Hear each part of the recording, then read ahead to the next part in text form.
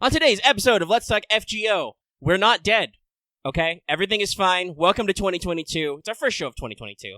Yay. And we are here to talk to you about things. Something? I don't know. There's like 2 pages of notes, guys. It's going to be one of those episodes. One of those shows. It's compact. Slimline. Larval, almost. Is that joke still good? I don't know. Anyway, hi. I'm one of your hosts, Omega, and I wrote notes this week. With me, as always, is Lucky. He wrote notes last week and has returned victorious from a 6-hour stream. He won in the end. I don't know. I still feel like I pulled the L on that. Well, you know, you edited it and got it re-uploaded, and it got as many, technically more views now than the first run did before it got slapped with the great copyright slap on the sky, so, Yeah. With that, though, everyone, I hope you're enjoying Fate Grand Order, a.k.a. starting the new year running. And while we here at Studio Maker like to bring you the latest FGO-related news and memes, we will be talking about current and future events for the GP and EM version of the game, so anyone not wanting spoilers should visit the hot spring. It's haunted. It is haunted. Yeah, I will slightly reiterate that spoiler thing, because we have new servant deets. Lucky didn't do this last week because that requires, numbers, brain numbers. I don't have brain. And so there's no there was no new servant deets on Dark Koyanskaya. So I have that now, but also that means we're probably going to talk about Koyanchihuaha of Dark, which is probably going to get a little something. I don't know if we'll get a little something. I think we can avoid most of it. Yeah, mostly. But there's some interesting comparisons, and also I didn't put the skill names in here, but don't look up the skill names if you want to be spoiler free. Don't look up anything, in fact. But we've got some stuff to talk to you about, and I would like to remind you that this episode is brought to you by our patrons, like Adam DeHarp, Aka Comics, Akagazume, Tank Gusto G, Carlos Dragon, Ferris, Jeremy Vasquez, Jonathan Sandoval, Legendary Boston, Liam Kessler, Regent Raptor, Root Robin, Trevor, Shiny P, some guy named Bob, 723, and Varian the Crow. If you like what we do and want to see us do more, consider supporting us on Patreon. You get access to episodes early, get access to audio formats, and lots of other things, and it would really help us out. Sorry, there was a slightly funny aside thing going on. I had to be straight-faced through it. I'm just going to keep passing Last Organ. No one's going to stop me. That is correct. Other than Discord will stop you from posting it in patron chat, where it is relevant. Maybe we'll get Lucky to yell about that on What's Up Tomorrow. But probably not show anything, because I don't know if YouTube's eyes are as good as Discord's eyes. Actually, funny enough, Last Origin has a feature just built in that blacks out all the silhouettes. They know what's up. They know what they're doing. And you can do, and the greatest thing is, you can do it from the title screen. So before you actually even get into it. Neat. Yeah, I know. So I can show off some gameplay, because actually I do think Last Origin is a very fun game. So we'll talk about that later. We'll talk about lots of things later. What's Up's going to be great. Hopefully you can watch all of this episode before the What's Up goes live if you're watching this later. But yeah, support us on Patreon. It's a new year. Remember, you can have annual memberships. It's really cool. We'll talk more about some Patreon stuff later. With that, let's check in with everybody's favorite Kohai, Mash, really quick. As soon as I remember where my button is. Senpai! 起きてください. That's right, everybody. It's time for Wake the Fuck Up Senpai regular segment for pro tips. I have a simple one. I know that Enmate is weird. I had completely forgotten in the literal year since I played it how annoying waiting for tribute points is. But you got till the 17th, guys. Don't freak out about it too much. You'll be alright. You'll be fine. You'll be fine. You have plenty of time. It's not that big of a deal. So that's my pro tip. Stay relaxed. Stay cool. New year, new you. Be cool. You'll have other future shit to freak out about. So, let us move swiftly on then to Records from the Throne, a regular achievement topic. I will start, because I got my text in first today. Yes.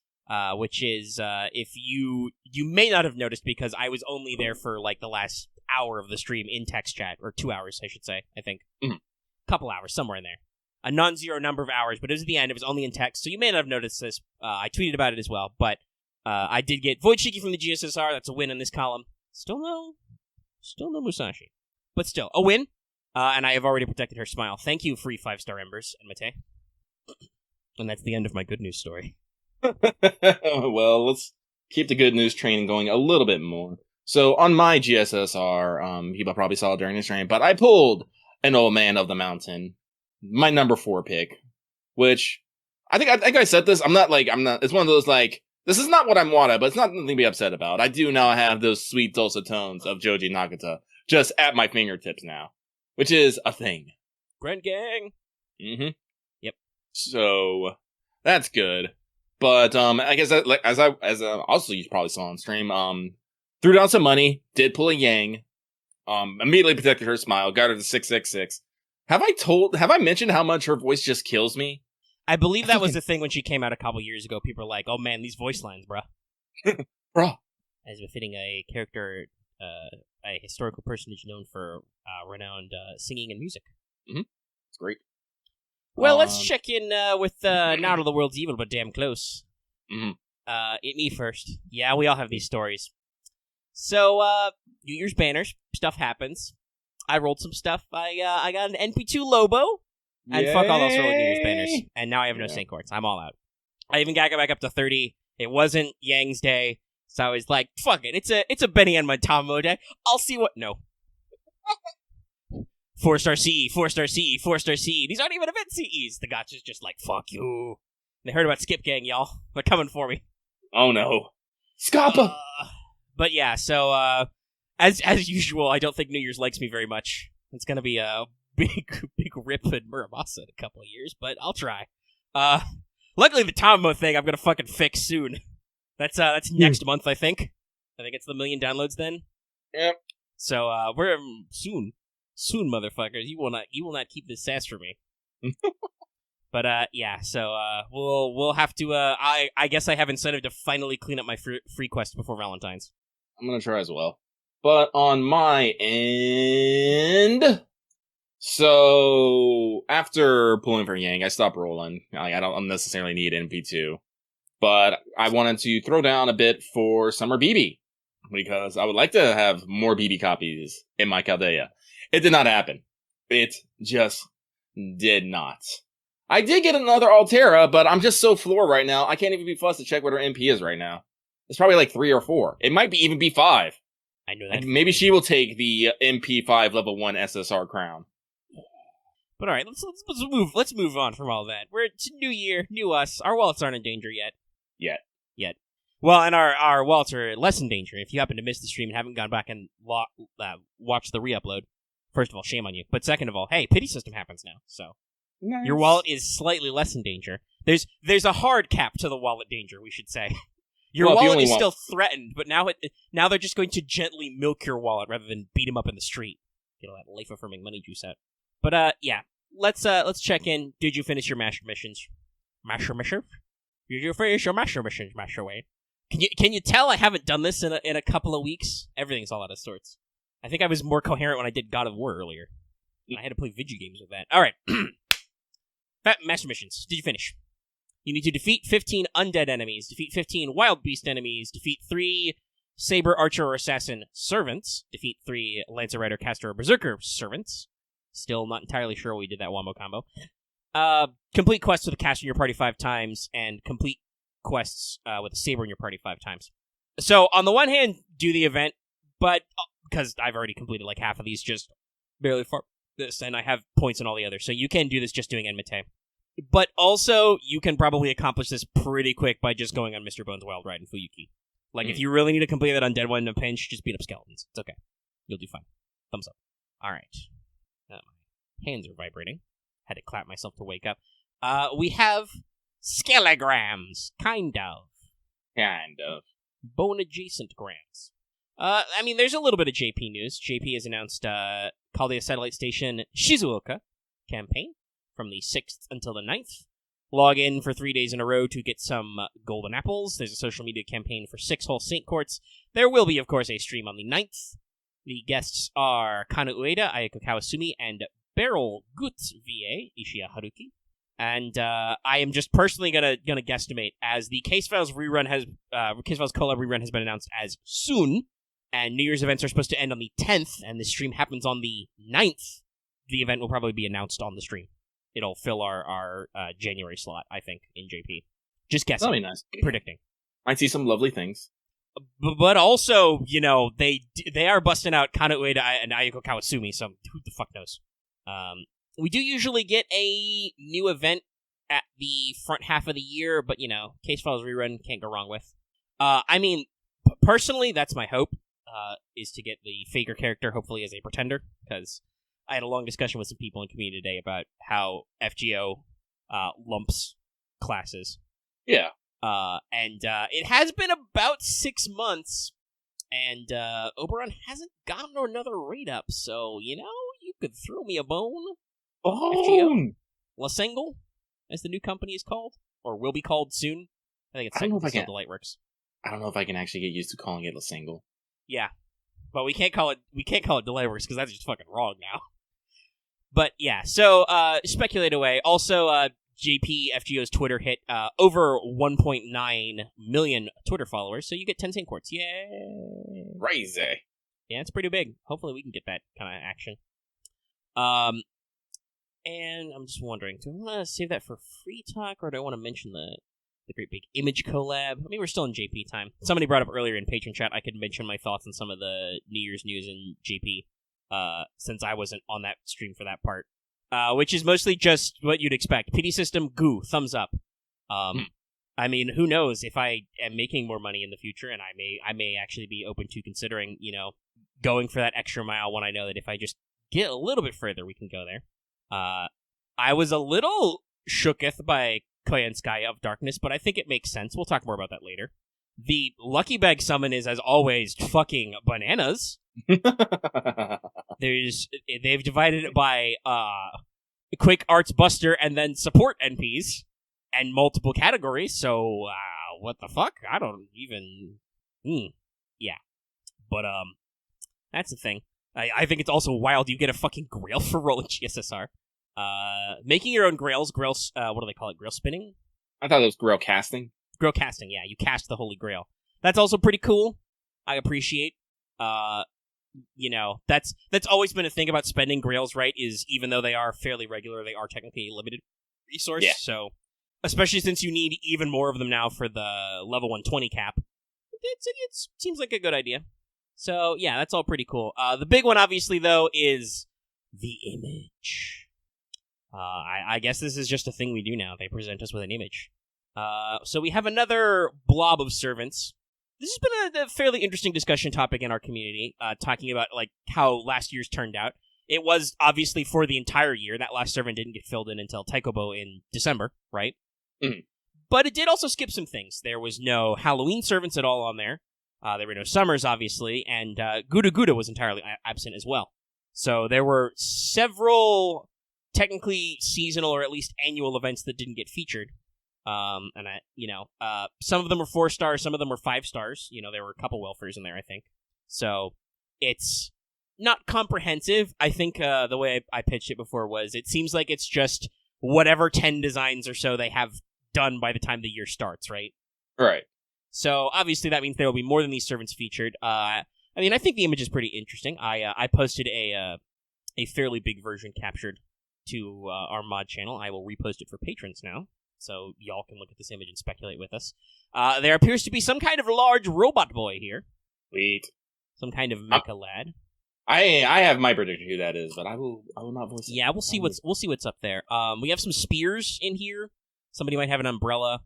We got a side ponytail. A lot of people have been calling out that there's a short-haired figure. Somebody even said there that looks like Arc. I'm not sold on that. I don't think the Tsukihime collabs this year. There's way too many things that could be. But there are some interesting designs.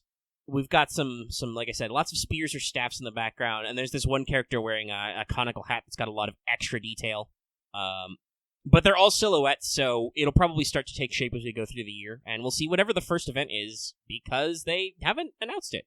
Unless Faker is hiding in here somewhere, and they announce her at the return of the collab, but you don't fucking know. Again, they do like to sometimes just do weird Yes, there were several characters who they used their weirder ascensions to break up the silhouette line, so it was harder to guess, so... It's a fun little... It's like a bingo card for the year. It's not meant to be, comprehensive. It's meant to make you think thoughts, see some designs, and then when you see that character, you're like, oh yeah, that's that guy. Hey. Still, it's neat. I appreciate it. Mm. Glad to see there's oodles of servants coming. And we'll see what's up with what all we get to, because they have said, as I hoped and predicted, Lost Belt 7 technically this year. So, hey. We'll see how that shakes out. I'm sure there's going to be a lot more shenanigans, though. Mm-hmm. Okay, so yeah, that's my thoughts on some of the New Year's news. Like I said, we'll talk about I don't know if it'll be 9 stacks. Allegedly, supposedly, Nasu is not working on it. He's going to go finish the other half of Tsukihime. I'm pretty sure. I believe that's what he's supposed to be doing. God knows if that's what he is doing. I also expect that in the next couple of weeks, he's probably going to be playing a lot of fucking Elden Ring. That's really... Lucky that's what he really needed to do. He needed to finish Lost Belt 6 and the first half of Tsukihime and get them out so he could play Elden Ring. That was the secret. But let's move on to the lack of NA news. Yes. Because there is none. We're locked into Enmate, like I said, until the 17th. But I do believe it was around New Year's. I don't think we talked about it on a show explicitly, unless you, aside, mentioned it on stream last week. But we are getting Lost Belt 5 Part 2 in March, of which some people are like, March? It's not actually that early if you think about it. Because remember, we have to take into account the whole month earlier thing. We usually get events maybe like 2 weeks early anyway, and it was like the first or second week in April in JP anyway. So I'm going to guess that right after Burb, we're probably going to get Amazon as CEO, because they have to basically deliberately make up some shit for filler, because there's a lot of filler that's going to get thrown out over the coming couple of months, really. Like, technically this year in JP, there was a Babylonia anime commemoration, which we have already gotten, so it's not like they can even reverse it. There was, I think, a EOR manga collab early in February, which we have technically already gotten because we're getting all those CEs right. So there is an interlude campaign in February before Valentine's, but there's a lot of chaff in these next couple of months that will hopefully get cycled out or replaced with simplified break weeks that are only like a week long. So I am assuming we are scooching faster and more directly to our bits and bums. And Lucky has BRB, so I'm going to pause the audio because that was the end of my thought there. All right, Lucky's back. It's almost time for Mailbag. Almost. Yeah, I think the other thing I wanted to say about Amazon S was that expect Amazon S pregame next week, because that show will get recorded on the 14th. But yeah, we should hopefully have a nice, smooth, probably not too hard, but definitely gonna have some content and slip in, and I'm not gonna say no to Lost Belt 5.2 a couple of weeks early. I just gotta hope that my luck in rolling 4 stars carries over to that Canis banner. Excuse me. But, yeah, I think that's everything news related. Anything not on the notes we missed? You think, anybody? Oh, I'm trying to think. Nothing off the top of my head. That's not news. Then we'll talk about that later. I believe we usually do our anime reviews after in Free Talk. Also, I guess that technically applies to our spoiler break as well, because we'll talk about the Case File special episode. But that'll be after. That came out, but you knew that was going to come out. It was why the New Year's stream for JP was region locked. Oh no, they can't show you the raw power of anime internationally licensing. No. Well, also it's probably in the fact that they Sony, well, Aniplex, I guess, actually just snapped that up and was like, here, put it on Crunchyroll and Funimation, go! Yeah. So, yeah, with that, though, let us move swiftly on into this week's Let's Talk FGO Mailbag, brought to you by the power of a Super Shotgun post, which only went out, oh god, what was it, like 5 hours ago? Yeah, 4 or 5. I think YouTube still says 4. Yeah. Yeah, but we still got a solid 17, so guys, thank you very much. Like I said, Lucky has been a combination of sick and or dead. Listen, I can relate. I wanted to, I'll talk about it on WhatsApp. I bought a lot of Steam games. I got a lot of PlayStation games I couldn't play while there was company over. I was ready to get some shit done, and then yesterday I was just, me am head hurt, am floor. And I became floor for several hours. Floor. So let me refresh one more time to see if we got any last moments. Nope, we're still at 17. I abused that GIF so much. I love that GIF so much. just Tiamat's. So this is a GIF we have in our circulated Discord that says "Farewell Cruel World," and it's arcade Tiamat's NP. She's got her little face and then just sinks into the sea of life. Like I'm out. Farewell. I feel like I should, looking at the Tiamat judgment, I think I will just put judges on top of you. Or judged. I think people are right. Maybe it does need a little bit of text. I don't want to put it on the bottom, though, because I don't want to cover up that little pout. Yeah, the pouty face is too much. Just top text. So, let us get started with Mailbag, though. And this first one comes from, the cats are trying to steal my sandwich. well, slap him. But they say, hey, glad to see the stream back up, and hope the rest of your week has been going well. It is not.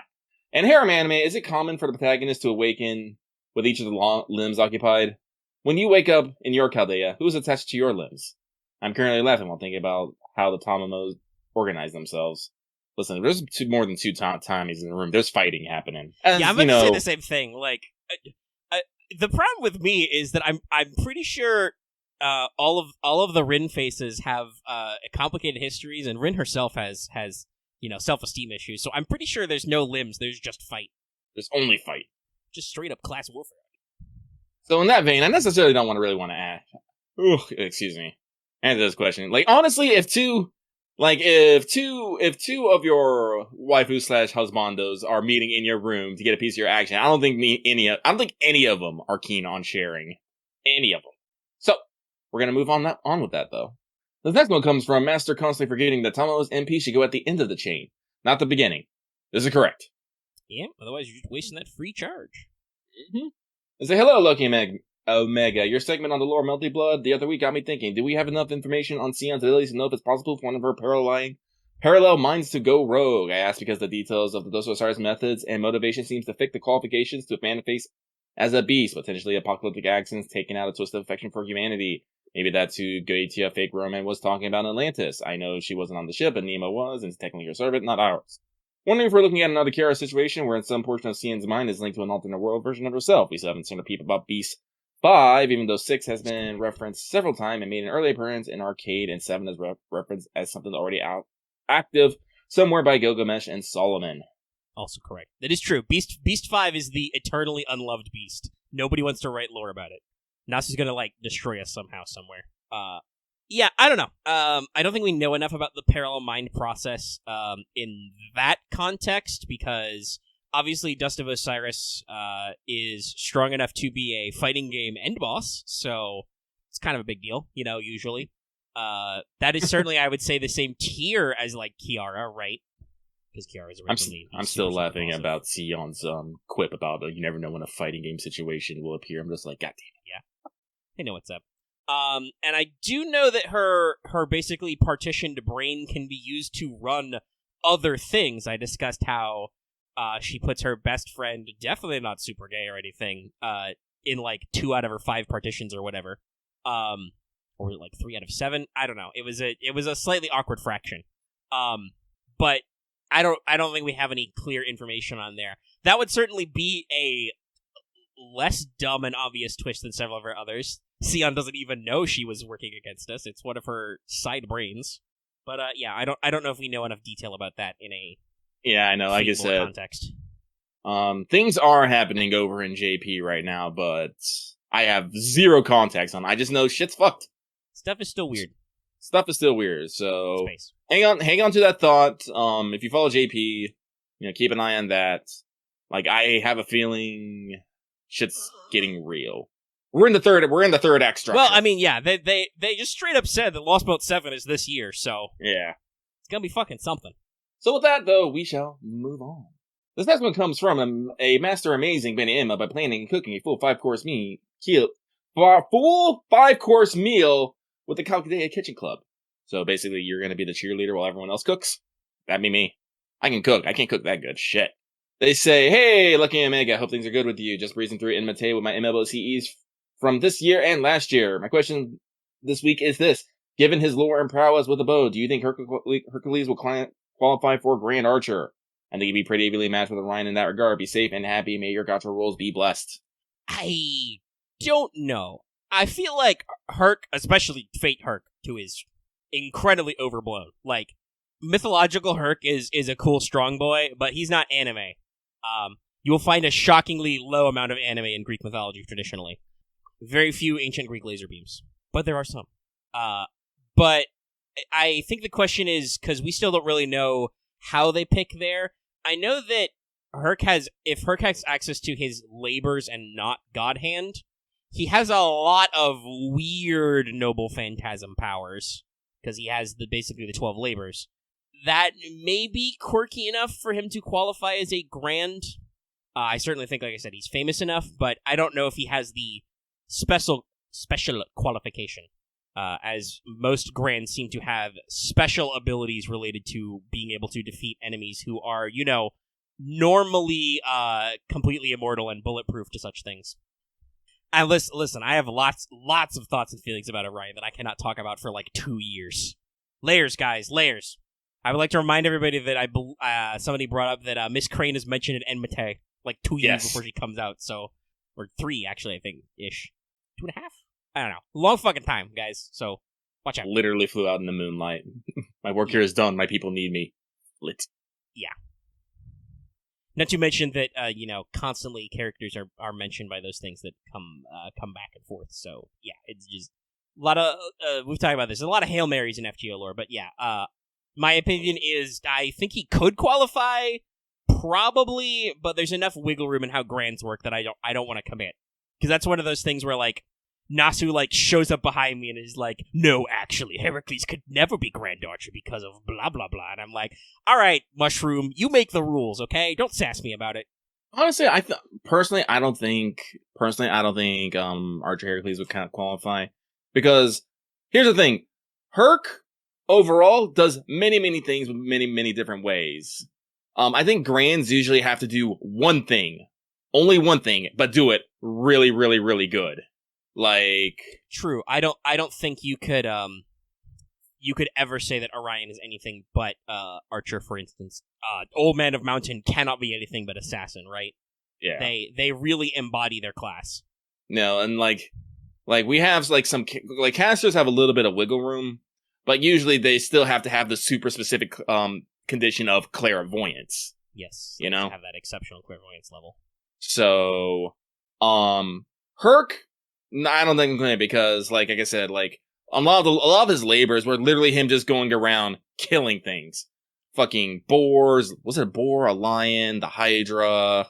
It usually involves him catching an animal, or breaking something by being very strong. Yeah. It's mostly all just super strength, which isn't really a class thing. Yeah. And I mean, I think you've also got a point. His 9 lives NP is actually that, right? Like, yeah. Hypothetically, if he's an archer, that's its most powerful form because it's he fires the arrows. But what 9 lives actually is just Heracles' style of fighting, of defeating phantasmal beasts that can't be killed by basically he invents the trick. Whereas, like, it's not like a focus skill. It's just like, well, what if I just used whatever tool I have to hit this thing really hard from all the angles? That's my technique, is just being fucking OP. What if the Nemean lion is immune to blades? What if I just punched it and strangle it? Yeah, no, that's literally how I beat the lion who had a fur that could not be pierced. He's like, Herc was like, it still needs to breathe, and puts it in a chokehold. Yeah, he just goes for the headlock. And then he turned its skin into his armor by taking one of its own claws. Yep. Wrestling. Yeah, if Grappler was a real class and not a joke in that one OVA. Though, by the way, that's another for Conehat. Leloy is I hope I'm pronouncing it correctly. That is similar to their design of an OVA, so that could be very funny. We'll see if that's real. But yeah, if Grappler was a real class, Herc would be the king of that one, because that is the number one thing he does is just beat up people and carry things heavy. That's where Aquarius is. Like, the constellation Aquarius is just the man washed out some stables by redirecting a river. I'm pretty sure in one of his labors he turns a peninsula into an island to stop this. I think it's the herd of flaming horses. It was something like that. One of those many things he does. Oh yeah, he rediverted the river to clean out the stables. That's right. Yes, that's Aquarius. But I do believe I think it was the herd of horses. The man-eating horses that were on fire. They were so fast to catch them, he had to put them on a peninsula and then dig out the ocean between them so they couldn't get away. Yeah, that's Herc, everybody. Fucking OP, man. Again, like I said, his characterization is not as anime as it is in the Greek myths, but he is that OP. Fucking gives Hades and Kerberos the people's elbow.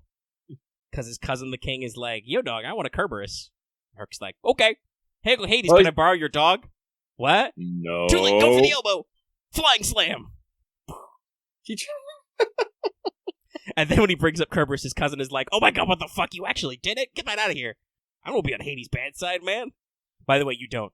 You really don't. All right, okay. I think we've fapped about this question enough, though. I know. I'm just about to say. Honestly, it's kind of hard to get on Hades' bad side, though. He puts up with a lot of shit. He does. It's usually if you go to the underworld and fuck around, that's what gets him on his nerves. Or if you not even. Usually he'll be like, "What the fuck are you doing here? You can't be out of here. Get out of here." When you start hitting on his wife, though, he's like, "I will fucking end you."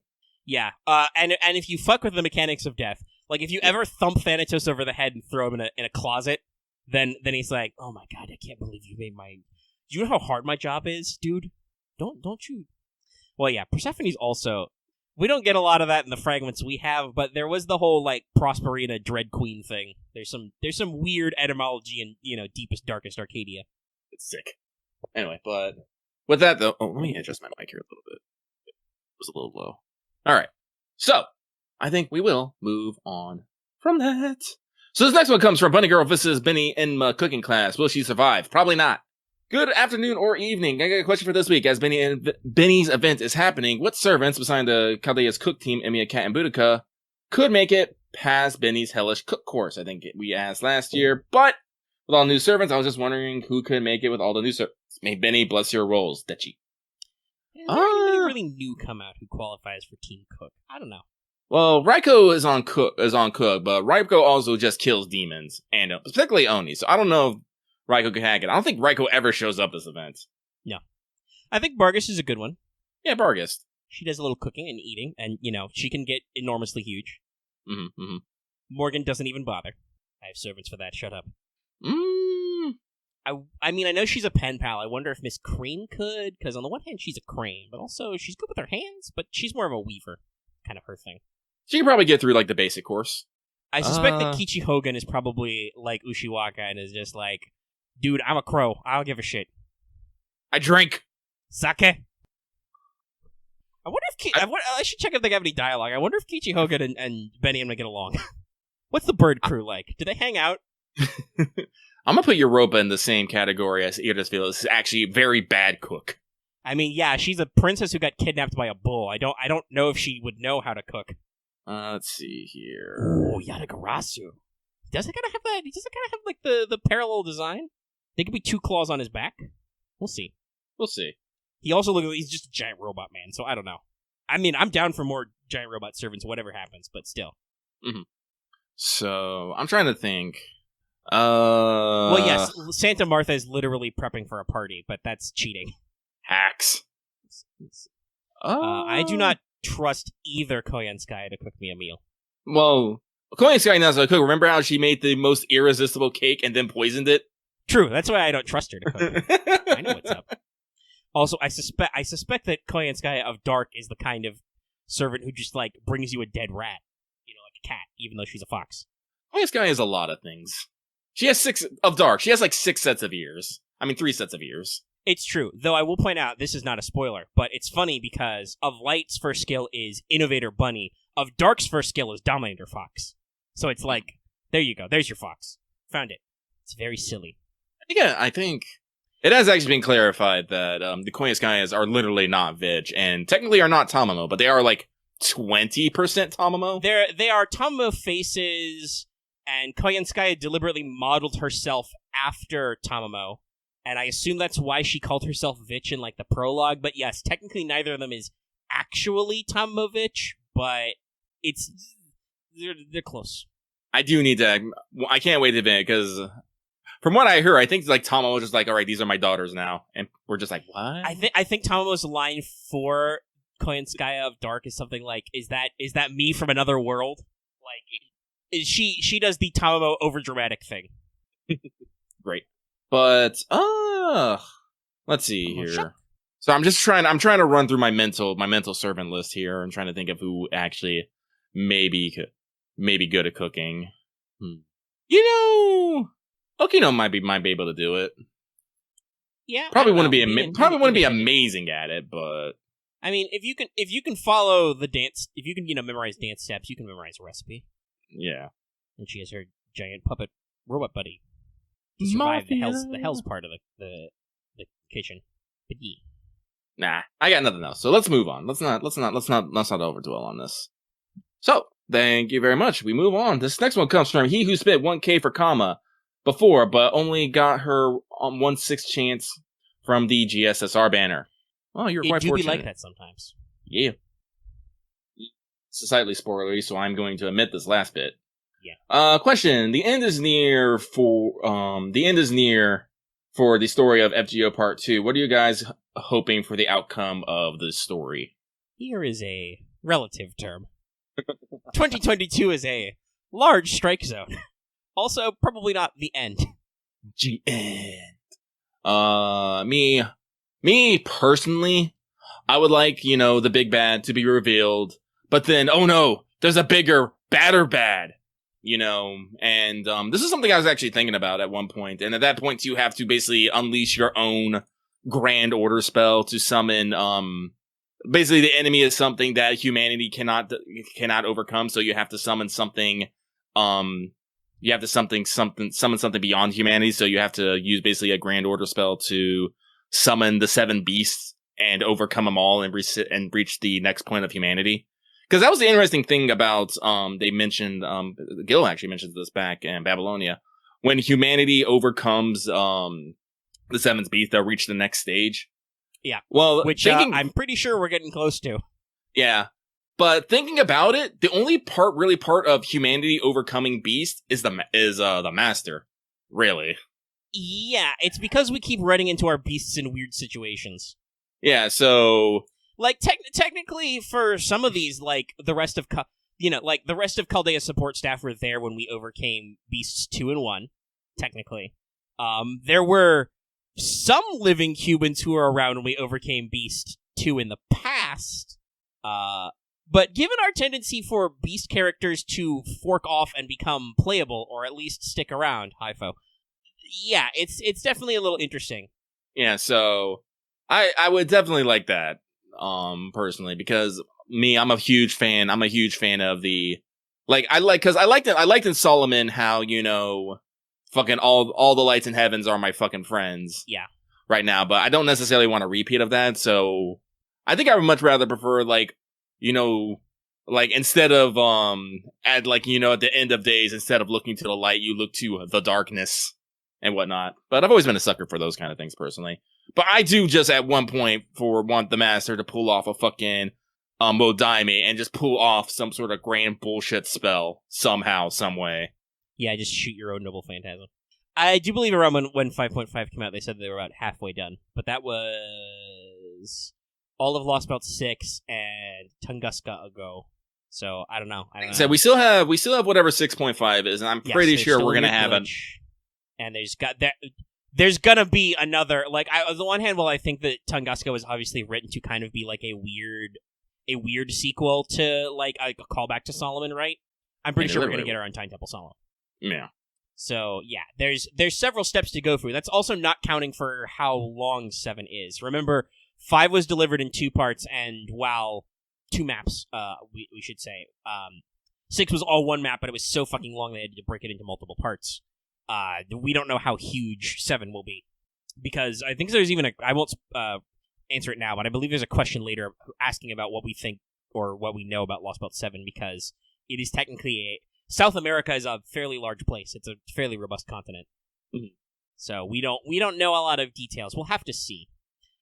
Personally, for a part 3 stuff or outcomes of part 2, I mean, I really hope we unfuck the Earth for more than 5 minutes.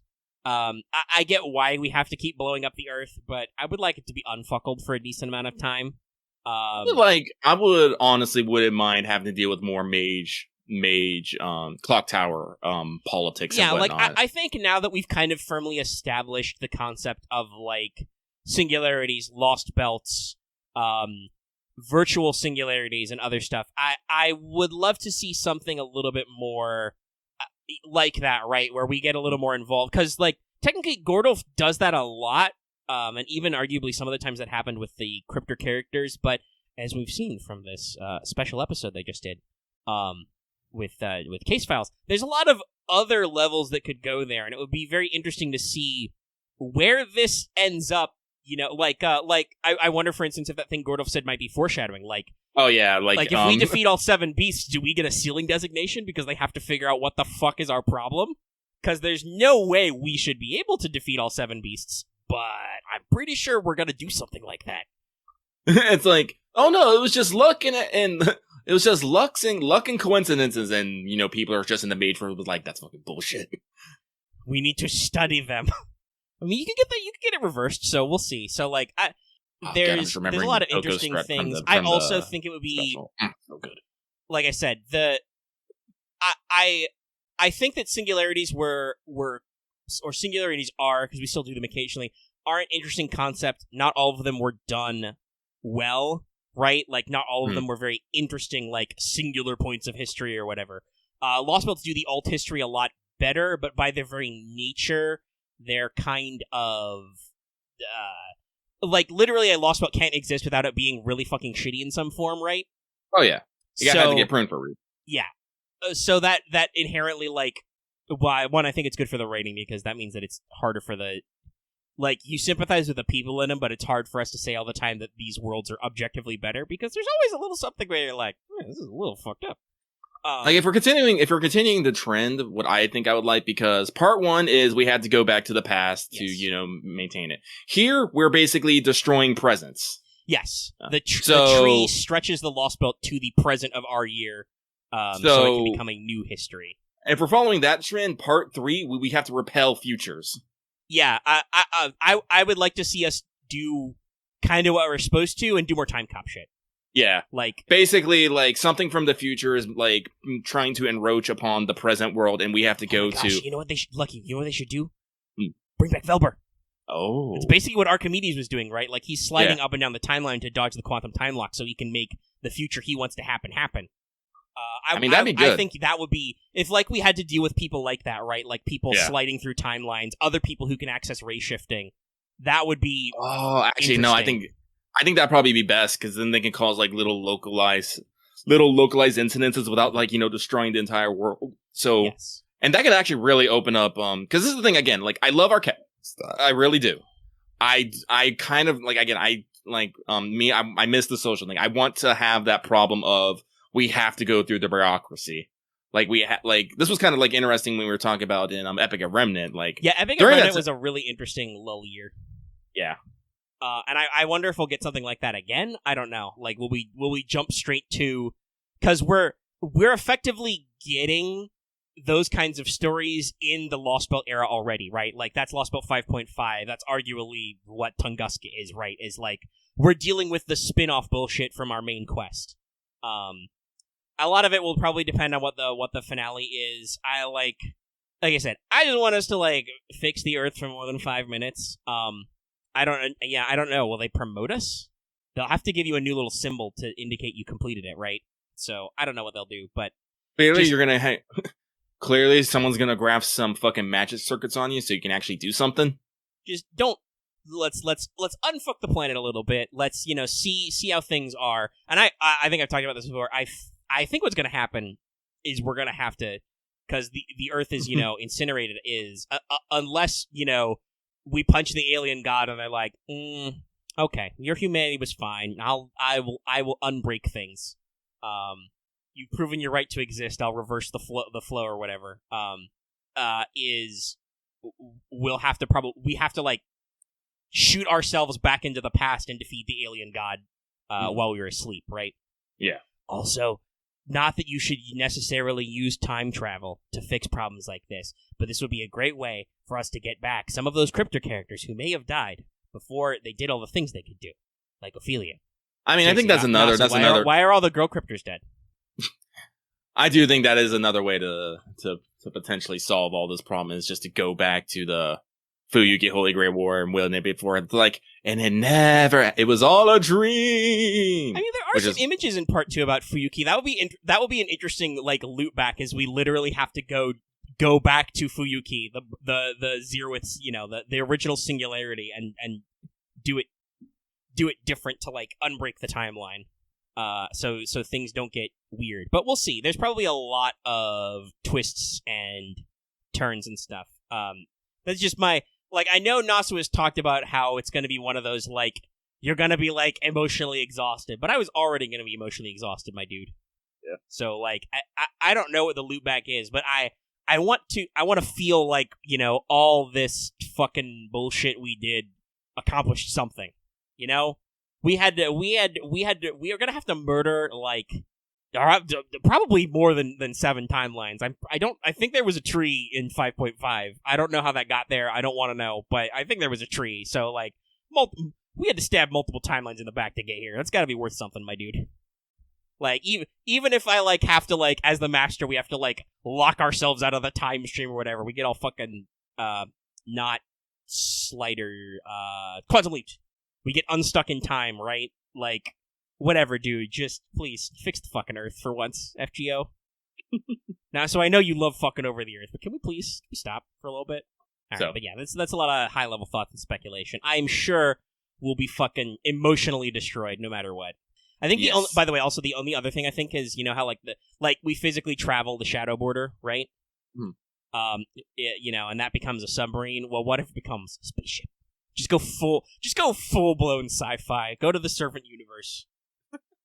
We'll see what happens. Oh, that gives me. It was fixed during EOR, and that's what Lucky and I were talking about. Like, that was a lot of really interesting things about those stories, was dealing with a lot of that stuff. And arguably, that was way more in theme. A lot of the singularities in EOR were way more modern or postmodern. Like, Shinjuku was set in the 90s and had a lot of, like, cool urban fantasy vibes.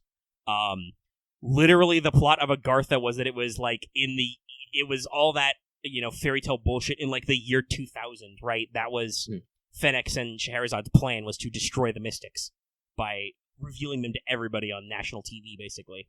So, like, there's some interesting stuff there. I hope that it is not literally like, any point is literally like Salem, because the way that was structured kind of sucked, and I still didn't like it, but, you know, effort was made. Mm-hmm. I think they learned a lot from that experiment. Let's keep on keeping on. You shall keep just on. about to hit an hour. Yep. So this next one comes from The Abandoned Warehouse. Worried, thinking there wasn't an Let's Talk FGO this week. Don't worry, there is. You're listening to it now. But they say, Happy New Year's, Omega and Lucky. Mine started okay. The Mnatai event has been a breeze. The quest I could barely do last year, I can 3-turn while getting full bonus drops now. It feels so awesome. They put awesome with a capital A. That's how important it was. Currently, farming for the shop. Question, any weird New Year's traditions or beliefs that you practice or know? Where I'm from, babies born before January 6th are considered a misfortune. Why? I only have like really one. It's I don't know where. I think it's some sort of southern tradition. But my mom always gets me black eyed peas. It's a actually, let me see here. Let's see here. Black eyed peas New Year's tradition. Yeah, because it's basically it's the same thing as they're said to bring good luck and whatnot. We have other people in chat saying the same thing, going same. So I guess it's not necessarily that weird, but I guess it's something more predominant in African American cultures, Black American cultures, what have you. I think collard greens has one, because that's what is it, black eyed peas and collard greens. Let me see here. Oh yeah, both of them are good luck foods. Oh, it's Hispanic as well? Sweet. I didn't know that. Sounds like there's some, you know, southern cultural fusion there. Yeah, so it's I don't really think. Oh, sorry. Go ahead. No, go for it. Yeah, I was gonna say I don't really think familially we have any interesting New Year's traditions. It's all just, you know, New Year, new stuff. You know, in like early school, and sometimes I've heard people talk about like New Year's resolutions, which is kind of a New Year's superstition. But no, I haven't really done anything particularly special to do with the New Year, as it were. Oh, that is that. Thank you very much. We shall move on. Yes, FGO has a pattern. They do something and then a foreigner. They all like to alternate foreigners. Well, I believe typically it's been a saber, but obviously there's that first year that was different. Yeah, that was a Karna Arjuna, and then who was year 2? I can't remember. Was it Musashi? Yeah, then it was Musashi, Hokusai, then Benny Enma, then Yang, then Muramasa, and then Koyanchihuaha of Dark. Who is a foreigner? Who is a foreigner? Space Fox. Space Fox wife. I'm excited. So, with that thought, let us move on. Oh, wait, they had one little thing. Arriva Verderci, P.S. No rolling stories for me. My St. Courts is on lockdown mode until Voyager arrives. Yes, the Requiem collab is this year. But we move on. This next one comes from a man denied his small burb, who says, Dear Omega and full of a bun lucky. Yes, I did say you can call me that. I was just wondering what summoning banners are you looking forward to most in 2022? Thanks, and keep up the good work. I'm trying not to hype myself up too much, because, again, I need to save. This is a year of saving for Lucky. But, like I said, right now, I think I'm trying to get most excited about the OQ rerun and potential more Kama. I need to get 3 more, then I'll be good. We have definitely, absolutely answered this question before. We have talked about that, but, things change. Like, I want to be excited about Sei Shonagon, but, I'm like, no, I think I have to pass. Like, I'm gonna hope that one day I just get Odysseus on some random, pool one day. Summer, I still don't know what to feel about Summer. I really don't. I want to keep up the tradition of getting all the Summers, but that's gonna hurt my wallet. Boy, howdy, that's gonna hurt my wallet. I mean, Castoria is pretty important, but Anniversary usually is. Yeah, well, as someone who arts mains, Castoria is probably gonna be my big pool. Himeko is great. She looks adorable.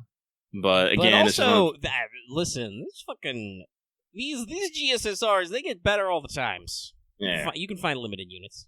So, and with Lost Belt 5.5, Dioscuri and Romulus Queerness, I'm like, like I can't speak because I am, Canis? I cannot. What? You can't hear me saying Canis. Oh, Canis. Well, he's rolling for Canis. Over and over. Well, it's also because she's story locked. So yeah, that's the big F. So we're gonna pray, everybody, because that's the real hard fucking one. No, but after that, let's see, was it 5.5 and Ibuki? I'm probably gonna throw down for Ibuki, probably, and then skip Christmas because Vitra will just be permanent. Yeah, Vitra will be permanent. I will put faith that I will just one day get Vitra on some random ass pool. Oh, that's right. I forgot. They keep making SSR tickets, Yeah. They'll eventually move that year up. I mean, this is something I noticed recently. They that was also something that happened New Year's. They revamped the tutorial summoning, so now you can get I think you could have maybe gotten Suzuka before, but you can definitely get her now, and Parvati's on that list as well. Oh, neat. Like they cycled in a couple of new servants, more modern ones. But yeah, no, for me, I think the big ones are the Atlantis release, because like I said, Canis is story locked, so that's kind of a big one to shoot for. And like I'm interested in Sei, but I'm probably not gonna go heavy to bat because there will be a Yin Breeze for Odysseus, which I will probably actually roll on, just because Well, actually, isn't that mean if it's White Day? Isn't that mean that 5.2 and Indian Breeze is gonna be like pretty fucking close together? A little bit. Like I'm looking at the list. So White Day will be early March. Let's see. We're not gonna have that. Babylonia. God knows when that hunting quest will happen. So there's the Inheritance of Glory rerun. Yeah, they'll be. I think it'll be White Day, APOC rerun, and then the next thing should be Olympus. So yeah, they'll be close together. We'll see what happens. Like I said, I gotta go clean up my free quests. Though there will be there'll be a pre-release and a clear campaign, so there'll be an infusion of Saint Courts. Yeah, no. So basically, all I'm gonna try and roll for is Castoria, Summers, and Ibuki. That's it for me. I'm gonna try. Yeah. Lucky is horrible at proper financial planning, though. So hold on. I think I'll try and fire up a little bit early in the year, but otherwise my plans are very similar. Obviously, Castoria, Anniversary. Arts is fun. Always been a big fan of the NP. For me, anyway, I'm interested in like half the Summers, so I'll be able to restrain myself a little bit. And then it's just like, I don't know. Like for Himiko, I'll have to see what kind of Saint Courts I got. You never know what's up. Okay. I think that answers that. Let us move on. Thank you very much for that. This next one comes from Alias Zed, just Zed, who says, Record from the Thrones. I managed to get Lakshmi Bai and MP2 Benny Inman and a bunch of other stars I didn't have to MP5 yet, and it'd take me 5 80 packs, but I got them. Big spender. Not all the world's evil, but they ain't close, aside from the obvious stream faux pas. You actually did spend a full pass. Fox Last week, pass. Just yeet a Koyanskaya across the room. There's got to, not like a Koyanskaya, I'm sure, but there's got to be like a Fox Pass joke gift somewhere. I feel like it'd be Star Fox related though. Could be. My obvious stream faux pas last week. My target for rolling was Tamamo. Then I was reminded after I done rolling that she had a solo raid update I could have rolled for her on. Comment, no question. Just sending you two well wishes. Hope things are going well at the moment, and if not, I hope things are getting better. Like he's having a bit of stomach problems right now. It is pain, Pecco. Get a little my weird sleep going on. I've like cleaned everything out, but it's been colder again lately, so I'm a little low energy. But I'll be all right. The show's not that long. I don't have to hold it that much longer. Keep on a trucking. So, thank you very much for that. This next one comes from the Tiger King charging Wallet Coon for February. People really do love pulling this out every time I say Pecco. Well, I mean, Pain Pecco is a meme, and then yeah, I know, but like when I do that, I'm like, what we usually do is we pull off this one. Echoed. I can hear the fucking GTA sound. It's a meme. Audio meme. Where were we? Where were we? Oh. Hey guys, what events are you looking forward to this year event besides the Olympus release? Also, does Lucky have an anime list yet for this core? Aside from that, take care and have a nice entering. Sending good vibes your way. I'm not gonna do that. I don't do the RP, but they said insert Hypnotoad noises here. This is a reference to the stream when every time I was talking about sending positive vibes, I would just make weird sound effects, and I think the one for positive vibe was just wah, or something like that. That's the sign of positive vibes. I played a snippet of Hypnotoad that was hopefully not super fucking loud. I mean, I know it wasn't. I could see the sound waves. It didn't blow out anything. It'll adjust down. Aside for events, I'm like, honestly, like real talk, I'm just excited for all new events. Just they do get a little lean this year. So like I just like new story and content and all that crazy stuff. So like whatever's happening with Valentine's, I'm for it. Whatever's happening in Amazons, I'm for it. Iggy and Breeze, I'm for it. Summer, I'm for it. Yeah, it's true. We do actually. We're getting some actual fucking story content for these first few events this year that are new. Like and we got Imaginary Scramble. What was that? What is it? November? Might be technically late October, depending on how they shuffle stuff. Probably still early November. They were saying November, yeah, but like Heian Kyo. I'm sorry, I'm getting pushed around in Final Fantasy right now. I'm trying to think. Well, there's probably a couple other things. Oh yes, Yamantai. Yeah, that'll be fun. No, like, I'm excited. I am just excited for events. I like reading things. Like, I'm acting like, actually, right now, I'm having a blast with just the New Year's event, because I'm just like, oh, yeah, no, we just have hilarious servant interactions. And it's great. Yeah. Fucking old man of the mountain getting the agita and decides to do a fucking party trick. I'm like, yes, this is the good shit. Jinkei, having the drunken party, and they actually gave her a new wild sprite just for it. I was like, oh my god. I have to go put that in the crow's nest so people that will live forever. Hang on. Yeah. People on Twitter I follow, other than you, play 14. So occasionally I see 14 related memes, squeak across my desk, and I just file those away for later. I need to make sure Aresh sees this, because Aresh will rescue me on a fucking dime. Copy message link, that's what I was looking for. Alrighty. Yeah, no, I think I generally agree with you, though. Like, just new story content, especially, like I said, because it'll be less lean for us because they have to get all that shit out of the way for our anniversary, but there's some lean months in FGO this year. Like, this was when the dreaded Backstreet Boys reunion tour really kicked off in terms. Yes, by the way, in case you guys have completely lost track of time. Yeah, that's how fucking long that's been going on. Thanks, Una. So, like, yeah, it's going to be interesting, and I'm going to be glad to see it, and I'll actually be interested to see what they do for, like, having an actual story in White Day again, and obviously I think Olympus is going to be pretty wacko-cracko. So I am eager to get that out there and actually, like, read it all in context and see it in the proper order and, like, be able to talk about it with people. Get ready for the 17-hour episode coming in late March, because it'll involve more yelling about Greek stuff and more yelling about space. Nice. Also, I mean, I'm fairly certain that, like, like, Atlantis was pretty big deal. I'm pretty sure, like, Olympus is bigger received by the people, so. I'm ready for that difficulty spike. That's a lie. I'm never ready for the difficulty spike. The 24-hour show. Yeah, it's the 24-hour live show. Listen, knowing obviously we have to take. Well, I don't know. I'd have to plan ahead a little because I like my sleep. But we could probably pull off the 24-hour quote unquote. We would have to pre-plan though. That might be rough for Lucky because he's got a day job. Depending on the release date. Yeah.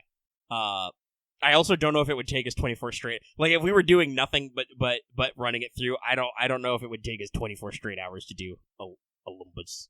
Anyway, like there's gonna be new story content. It's gonna be hype. I'm glad it exists. New content, good content. Thumbs up. Thumbs up. Let's keep going. Where are we at? Yeah, we're about an hour 10. We're not in a rush, but also we should skedaddle on. We got a few more. 2 or 3 more.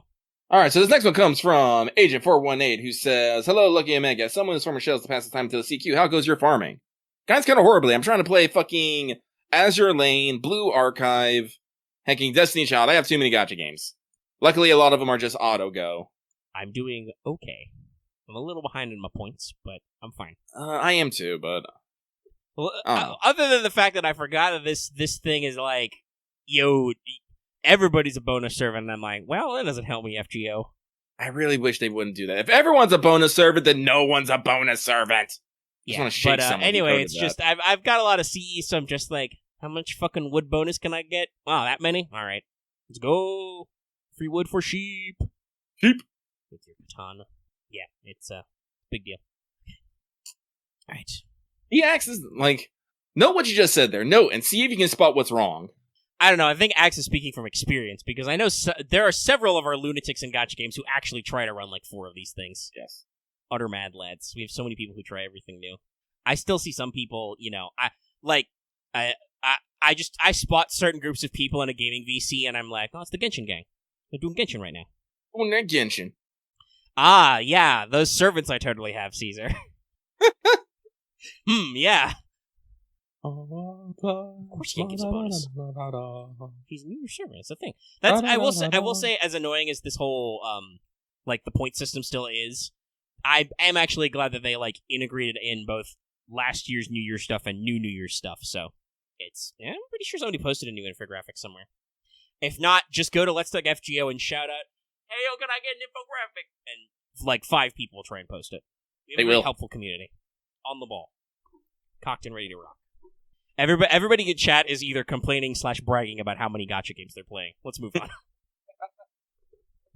on. This person also says, PS, double rate of SSRs in the same multi is one hell of a drug. How dare you brag? How dare? But this next one comes from... How dare you pay money to brag to me since they're using a membership-only emote? Which has a new name, by the way. Our membership is a new thing. Yes, it is. We do that on stream. Join us, preferably on a stream, so it can be funnier. It's much funnier if you do it on stream. All right. The next one comes from Moon is upset because JP didn't give her an evil Tammy, but the NA GSSR gave her a beach Tammy instead of a Valkyrie. So great! But also, Bryn, why? Why? I don't know why, but in my mind I just hear the fucking waha from Metal Gear Solid 5. Waha. Okay, to cigarette using my retro future technology. Just watch the clock fly by. Wow, that's a next level association there, Suna. That's powerful, though. I'm not gonna lie. Okay. Everything is a gotcha when you think hard enough. Oh, it's not. That sounds like once again one of our weird genre things. But no, if you got something you want, you did good. It's fine. Remember, it could be worse. You could have gotten a double. Let's see. These people. This person says though, "Hey there, Lucky Omega. Hope everything goes well. No questions this time. I'm up at 1 a.m. checking notifications when I got to post this one for the post. So have a great day. No, you have a great day or a great evening, depending on what time it is you get this. Good witching hour. Merry Zero Dark 30 to you. Oh, Dark 100. Happy double dark. It's moon o'clock. See, that works with your alias. No. We move on. This next one comes from The true villain of the game is Void Dust. Not just because it has a cool name, it also lives up to it. For my inventory has none. That means you don't have a villain. Haha! You guys don't want to know how much Void Dust I have. You don't want to hear it. Anyway. So they say, greetings, Omega Supreme and Lucky. Wait a fucking minute here. How does he get a fucking appellation to his title? Yo, excuse. Epithets. Woo. Whatever. No questions, just wanted to give the best wishes to the both of you and your wallet. Well, you should have given me a sick title! Heck! We have fun here, guys. Just wanted to give the best wishes to the both of you and your wallets this year. May the courts be with you. Yes, I am Lucky the Terrible. Don't use venerable, that makes us sound old. I mean, I am I'm trying not to have an existential crisis over how in one more year I will be 30. Oh, boo-hoo. Yeah, I know, you're already past that hump, but for me, that's still way too fucking weird. I don't know about that, Axe. I don't know if that's a rule. Anyway, where the fuck are we? What are we doing? What was I saying? So, no questions, just want to... Oh, yeah, I already said that. Okay. Moving on. Yeet! May the courts be with you. I wonder if it's like the Schwartz. This next one comes from Almost Didn't Have Any Identity. Dear Blastin' Lucky and Omega Tables. See? See? Renowned furniture store. You're a furniture... What? Oh. That's not what the Omega Tables in my current alias references, but I appreciate the joke. Maybe I should make my next alias Omega Furniture and More. Will that fit in Discord? I'll check. Oh, actually, I need to stop being Lucy. I'm no longer a fembun. I don't think it's something funny. New year, new you. Mm-hmm. Can you make the good? Well, not that you necessarily should change off your Eco Pokem, but do you think you could make the Goodbye Cruel World GIF your avatar? I can make it. But I don't know how much it would actually stick in there. It's true. I don't know. I'm how curious. Much show up. Yeah. I will give that a whirl. I think I actually framing of avatars on Discord is very important. So, where was I? With the rerun and the tie upon us all, I have to say is thus: may the year bring with it more prosperity than it brought a lovely burb. Oh, all right. Well, many fortunes upon you and yours for the upcoming year. We move on. Thank you very much. This next one comes from an Artoria Stan who needs to farm 161 bones for Tamamo. Weak forced laughter. Listen, it's worth it. All those skills at 10 are amazing. Arts and healing, amazing. Fucking double defense up, amazing. Fucking MP damage, MP strength up, not MP damage, MP strength up, just great. Talamo's come a long way, y'all. And sometimes you just want the person to be like, do not MP right now. You what they say? Stop it. Cut it out. Stop it. None of that. Assist. Greetings, Lucky and Omega. Hope you're doing well. Sending the good vibes. Have a great rest of your weekend. I need to corrupt my Talamo with head pats and tail floss because she is a good wife and wise fox. It's funny how you think that she's going to be the one corrupted there. Amusing. Mm-hmm. Something spoiled rotten. Note the rotten. Moving on. The next one comes from Sleepy Fool Suna. Hi guys. Hope the week has been good. May the Wiggles bless your rolls. Sleepy gal. Thank you, Suna. We move on as we wait for a rush to get back because they DC'd. Oh, we're going on to the last one here. And we're on to the last one. He who has made peace with the universe and is immune to spoilers. That probably just means you went and read them all. That or you just stop caring. Question: Is it confirmed the place of Lost Belt 7 in specific? Because South America is huge and very diverse. Don't know which buys will pull harder. Historical, people whose data are comparable with Europeans, like Bolivar's St. Martin, who conquered and freed multiple nations. Mythological, the rich and often overlooked myths of the Incas and their domain. Or national, Japan's regional besto friendo and its bonker history. Where do you think the Tree of Emptiness took roots? Also, kudos for the excellent work and send the good vibe your way a New Year's worth, in fact. Well, they say a tree, so it has to be in the fucking Amazon. I would assume so. Anybody got me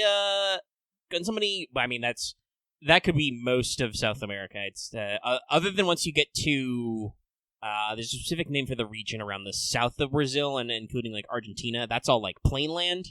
Mm. Well, like. Yep. No. Okay. Like, yeah. So somebody's pulled up the Lost Belt map.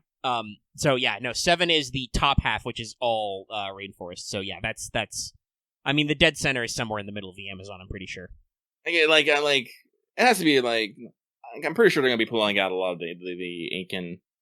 Yes, the Pampas region. Yeah, that's south of where the ring on the Lost Belt 7 ends. So I've actually heard some interesting theories about that, but I shall withhold them. Yeah, we'll see what's up. But yeah, no, it's fairly large. It is specifically South America. It is not Central America, so that actually means that if we see like Aztec stuff, that will probably be like in terms of like servant returns. Well, the Andes is all along the west coast. That mountain range runs very long up and down South America. So part of the Andes will be inside the Lost Belt Zone, but parts of it will not be. Inca is a pretty good one. You should have some Maya civilizations. Obviously, like I said, forest of trees, the Amazonian jungle. No Maya, a little too south? Okay. There are a long string of Meso and South American cultures that I am not the most familiar with. I wonder if technically... Where was... Not El Dorado Furniture Company. Speaking of furniture stores. Where was the lake for where the Golden Man was supposed to be? Lake Parime. Where's that? Oh, that's in northern Brazil. So we could get some El Dorado shit in there. Even though El Dorado is not real. That's why it was in Agartha. Yeah, it's not actually real. But you could get some of the actual like lakes filled with gold and stuff kind of a thing. Yeah, we don't see the tree, so we don't know where it's planted. I think they asked that in the question. We believe that, according to what they've told us, Dewitt's servant is Grand Berserker. We don't know anything about the Lost Belt King. We don't know when the time was. The only keyword we know is forest because it is all blacked out. Presumably when we get closer, they will have like a stream or some other event that will actually like unblur all that shit for us. Mm-hmm. But right now, Lost Belt 7 is still heavily censored. We do know that its depth is A++, which I believe is a similar level to Lost Belt 5, so might even be bigger, so it's probably a big deal, but we'll see. We'll see what happens. So yeah, it's, I don't know if we have any news. I think Lucky's idea of Amazon is probably dead on. It's, like I said, the graphic is like right on there, like centered on Brazil, so get ready for some jungle shit. They did say it is BC, so who knows? The point of divergence, so whatever happened and persisted into modern day happened in BC, and there's a couple things that happen. Yeah, I've heard some people talk about the like Sea of Trees or the origin like Eden type stuff. So like they're wondering if it's like somehow weirdly prehistoric because a lot of the like really big South American cultures are more recent than you'd think. As some of them did not fall until you know Renaissance Age of Exploration era Europeans bumped into them. But some of that shit is also very old. So we'll have to see. I believe we can assume that, well, obviously not everything is perfect. The FGO research team is a lot better funded, I think, in recent years, and is not afraid to do some deep cuts to the limits of scholarship. Except if we're getting like primordial Sea of Trees and Eden stuff, that could be, who knows, hey, we might even get like primordial Eve, Lilith. Yeah, that would be very funny. Like, especially if Leloy actually comes into it, if they brought in mitochondrial Eve, which was a joke they did in that one. Yeah. But also is true. There is actually a mitochondrial Eve. You know how you're no more than any other human's 50th cousin? Everybody's mitochondria are descended from one lady. It's wild. Well, Adam Kaufman is literally a noble phantasm. Who knows? But hey, fucking Where you got a VK, bro? I would not be shocked. Ooh, Nazca shit. Give me some of that Yu-Gi-Oh! 5Ds shit. The memes, kids. There's a lot of weird things out there, but I think there's a lot of different ways they could do. What I was going to say was that I am suspecting that, much like how we've seen a lot of our familiar cast of characters come back time after time, right, in new lights. Like, there were deliberate parallels, I think, with some of the characters in Camelot and Avalon. Like, Gareth was like, mentioned in the Camelot Singularity originally, and then actually showed up as a story character in Avalon, etc., right? Also, by the way, this is like, unless she shows up in like 6.5 or something, this is our last chance for Salome to actually be story relevant. She's the only one who hasn't been. If she's Grand Berserker, everybody will eat a hat. Also, she won't because she's like a bronze, but be weird though. You already rolled Grand Berserker as a joke. But no, I suspect we're going to get a lot of Babylonia characters coming back in some ways.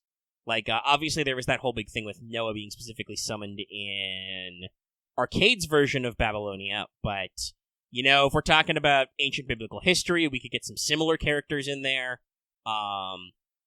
We could obviously run into, you know, other large historical characters. Like I said, I would not be surprised if Ket's Jaguar Man or related characters from Aztec mythology like jumped the border to be summoned by the land, right? Because they're close, they're neighbors. I mean, Salome does have a weird thing with skulls, but yeah, you're correct. I don't know if she eats people. Also, somebody brought up Tiamat. You know, Sea of Trees, Sea of Life. They're close. We're going back to primordial Earth shit. You never know. Could be fun. But yes, to answer a lot of your questions, no, a lot of those things are not specific. They are literally blacked out. Fucking Nasu took black boxes and redacted this fucking information. Probably because if we knew too much, we would guess too much. Similar to how, for instance, remember that Camelot was originally pitched as Jerusalem, right? And then they switched it. They switcherooed us, you know. And obviously, we all here knew it was called Camelot because everybody was calling it Camelot for years. But in the Japans, there was the switcheroo. There's an attempt at bamboozling. Much bamboozlement will continue. Bamboozling will continue until morale improves. All right. I think that's wrapping up all of our stuff there. Yeah. We're gonna get unexpected servant Charles Darwin. I don't know how to feel about that. I'm sure that would be fucking weird. But all right, that's our mailbag. I will close that tab. I don't need it anymore. It's time for free talk. Yay! We're only an hour and a half in, even though it feels like mailbag was an eternity. That's because it was like an hour. But still. All right, well, let's begin at the top of my free talk notes. Let's talk new servant deets, Dank Koyanskaya edition. So dank. The memes, also the outfits. By the way, this is why Wadarko didn't draw servant for summer. She had to draw like 6 different fucking Koyanskayas again. No, she has to draw more because remember she does all the art assets for Tamamo as well. There's a lot. There's a lot of fucking assets. So yeah, no. But so Koyanchihuaha of Dark has come out. She's a foreigner. She has fairly medium attack and HP for a foreigner. Not super high, not super low. You know, nice in the middle. Also Draco. Sorry. Also, yes, they had to have her draw Draco for arcade.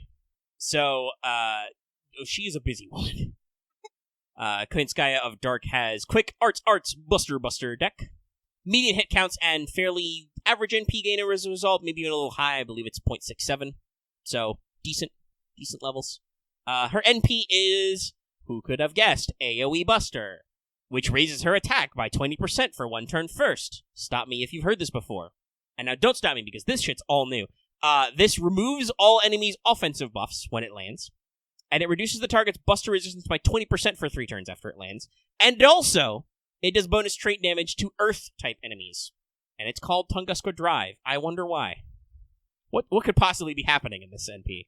This space NP. But yeah, so that's pretty good. You've got a trait damage, you've got the attack up, obviously, which is the same as Koyanchihuaha of Light. That's why I made that joke. Koyanchihuaha of Light's effect is self-up attack by 20%, and then it reduces enemies' charge by 1, and then it charges the party's NP gauge based on overcharge. So both of them have AoE semi-support NPs, right? It's almost like they're literally 2 halves of the same character. You're going to see a lot of parallels, okay, guys? I can't hide the parallels from you. They happen. But all in all, it's a pretty decent NP. You've got bonus damage in there, you've got attack steroids, you've got follow through with that buster resistance down for 3. All very good. And, you know, removing offensive buffs can be fun. That guy have an annoying Pierce invul on him? Not anymore, he doesn't. Get out of here. Get that shit out of here.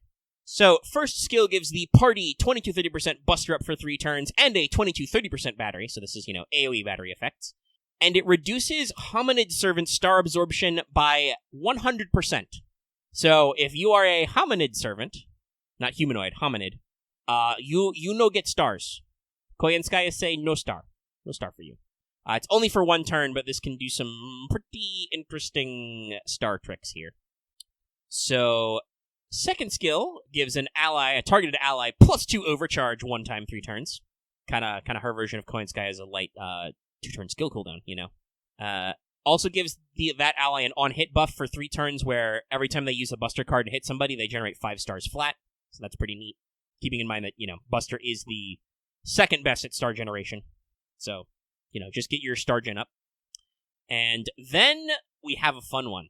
This second skill also gives a 21-30% attack and defense up to Kemono servants, animalistic servants, for 3 turns. Now, who counts as an animal servant? Well, it's all the ones you would expect, and then basically anybody who has animal horns or animal ears, even if they're fake animal ears. Even if they only have animal ears in certain costumes or ascensions, it counts. I do believe they have to be in that costume or ascension for it. You have to be using Skahak's bunny costume to get it, but you will get it there. Saber Astolfo counts all the time because of the ears. Yes, this is one of those kind of traits. It also extends to characters basically with like snake tails, all of our bird ladies, all that stuff. They count as animal type servants. So they get, like I said, 21 to 30% because Koyanskayas get that weak charisma shit out of here for 3 turns. So that's a pretty interesting support that is fairly varied. And then the final skill is one of those big boy ones. Gives herself Pierce for 3 turns. 30 to 50% crit up for self for 3 turns, and an on-hit buff for 3 turns, unlimited, where upon hitting an enemy with a card, you will inflict 300 to 500 curse, burn, and poison damage. Yes, all of those are separate, along with 50 to 100% spreading fire, evil curse, and toxic for 3 turns. Talk about a poisonous woman, am I right? Hey. Yeah, so by the way, that means that you will be doing, if you max out this skill, with just 1 use of her cards, you will be doing 3k DOT damage to every enemy. Do a Brave Chain. I do believe extra attacks count, so you'd be doing, what's 3k times 4? It's a lot. Well, it's a lot of damage. Yeah, it's 12k. Never mind, this means that Koyanskaya of Darkness instantly has synergy with all servants who do burn, poison, and curse-related things. Because it's just, I don't believe it is, I will double-check on the wiki just to be sure, but I don't believe it's hit-limited. Nope, it's just on-act attack, activate debuff for 3 turns. So when she dishes out attack cards, she does the dot. So yeah, that's pretty crazy. Like, just instant synergy. On hit, she can dish out Spreading Fire, Evil Curse, and Toxic. This will be very interesting. I think that immediately makes her buddies with Yang, and also probably with Van Gogh, because Van Gogh is Curse. Now we just need a foreigner who only does poison. Or you can just use Shuten. But yeah, pretty crazy. So passives are Existence Outside the Domain C for debuff resistance and stars per turn. Special passive number 1, NFF Service EX. This gives her a passive 20% damage up versus wild beast enemies. So, intriguing. Also increases her arts performance by 5% and her own debuff success by 10%. So, a pretty decent, well-rounded skill. And then, guys, I need you to read absolutely nothing into this. Just shut off your brains for a second and just roll with me. Our third passive is called Nega Self C. Don't ask questions.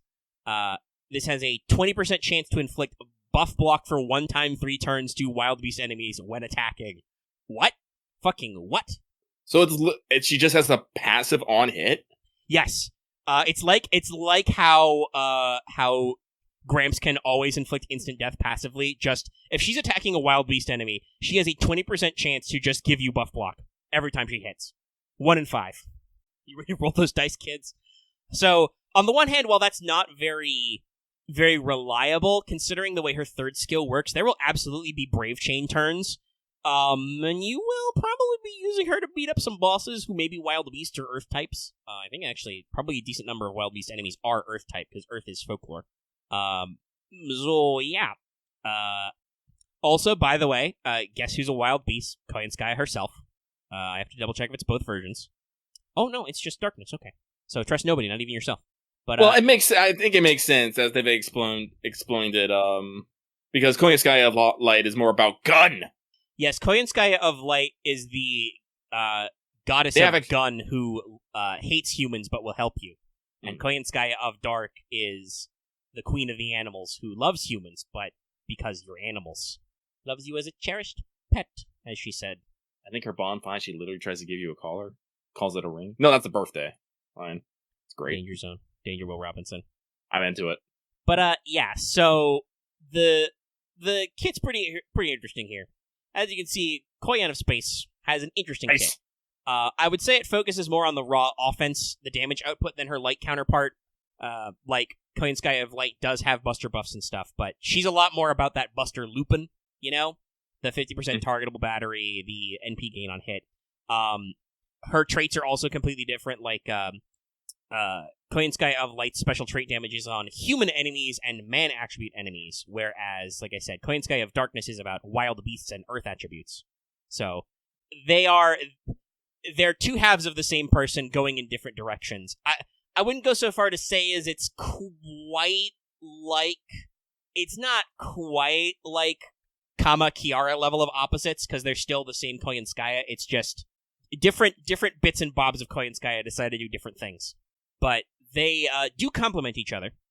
and Koyanskaya of Darkness's effects are, broad buster buffs, more potential attack if you're using the right collab servants with her, helps with star generation with that on-hit buff, and she has her own very scary damage potential with that 3-turn pierce, that DOT, which will add up very fast. And like I said, you probably want to collab the two together, because remember that Koyanskaya of Darkness has 3 turns of 20% buster resistance down on the enemy. Oh, hey, what does Koyanskaya of Light let you do? What's that? Loop buster NPs? So yeah, the two go together pretty well.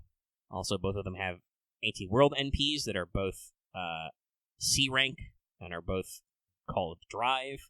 It's funny. I like it. I like what they've done here.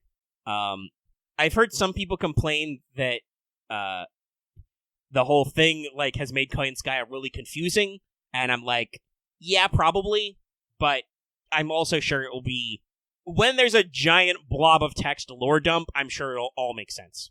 Or make as much sense as anything else in this. King Arthur was a girl and her sword shoots laser beams. Planet laser beams. I don't know, man. We're doing this. That's where we start. That's where we started, okay? Yeah. And Nasu made up invisible air because he knew that Excalibur would be too famous that not all the other servants wouldn't immediately get it. Also, by the way, if you've ever wondered about them just making up shit, again, we've been doing this since 04, kids. Yeah. And like I said, the Koyanskaya is similar to Tamamo, but she says that she's not actually Tamovich. She's just trying to model herself on Tamamo. I can't remember the reason why. There's some similarities, and I have thoughts and feelings, especially given the fact that Koyanskaya of Darkness is a foreigner, of space, right? And there was as you know, I'm a big stand for Extella. That was a whole thing that Tamamo talks about in her route in Extella, is the fact that because her cosmic origin is in space as a sun deity, her perspective as Amaterasu, as golden-furred, white-faced fox, is in space. So, I don't know what that means necessarily. There's a lot of stuff in here. Nasu loves space. We know space. Seriously, give me the where's my Extella collab, guys? Where are we acknowledging that Charlemagne exists, and corroded Liz is a thing, and Velber? I mean, I think Charlemagne has been mentioned about being on the moon or something. I think they literally say he was on the moon at some point. And I'm sure Stolfo talked about that at some point. Yeah. There's a lot of stuff there, though. There's a lot of untouched things. There's a lot of deep cuts with Altera that have been ignored, mostly for her to make sheep noises. That's something I am a little sad about, is that I'm pretty sure that, despite the fact that it should be the perfect opportunity for her to show up, that Altera is not involved in Atlantis or Olympus at all. Just because that's the thing, though. That'd be the perfect time. But I don't know. Maybe we'll get caveman space giant. Wait. I remember. Okay, I remember the spoiler. I was like, wait a minute. Why wasn't? I was like, oh, now I remember what happened. There's some stuff going on. I can't wait, because there's gonna be a lot of really interesting things, especially for people who are completely virgin ears on this. There's a lot of weird shit in Olympus from what I remember from screen caps and shit. Get ready for some weird fights, guys. Guys, I want to remind you that Atlantis started with literal fucking space laser Artemis, okay? And we're going to escalate from there. It's going to be a thing. Shit is going to happen, okay? People are going to die. Of fun. Of fun. Ha ha ha. But yeah, so Koyanskaya of Dark is a really interesting unit. I kind of like how the two Koyanskayas complement each other without necessarily overshadowing the others. And they both have, like I said, their own unique niches, because they both have different trait damages. Because parallels. Very interesting. I'm also very, like I said, I don't want to divert a little. I also actually looked up what Tiamat's kit in arcade is. It's kind of interesting. It does remind me of when, for my homebrew, the Fate RPG, I wrote Tiamat stats as a hypothetical. That her NP really is Namu Doranki, which is just I am become big, squish. If no, fuck it, I won't say if, when she comes to mobile, I'm sure they'll do it. They got several extra years of content. I'm sure they'll do it. They'll need money eventually. They got to make you spend all those money on the new pity system. But I hope they maybe refresh some of the effects or things. But I suspect that will probably be her Noble Phantasm. But they actually do some interesting lore stuff. She is. I didn't realize this at first, and I wonder how this applies to Altera Larva as well. Please, FGO, inform me. Help me out here. But as a playable unit, Tiamat Larva has infantile regression like King Protea. Only hers is always on. She basically diverts all extra space in her Saint Graph to stay small. But because of plot, she no longer needs to have self-mod or self-sealing.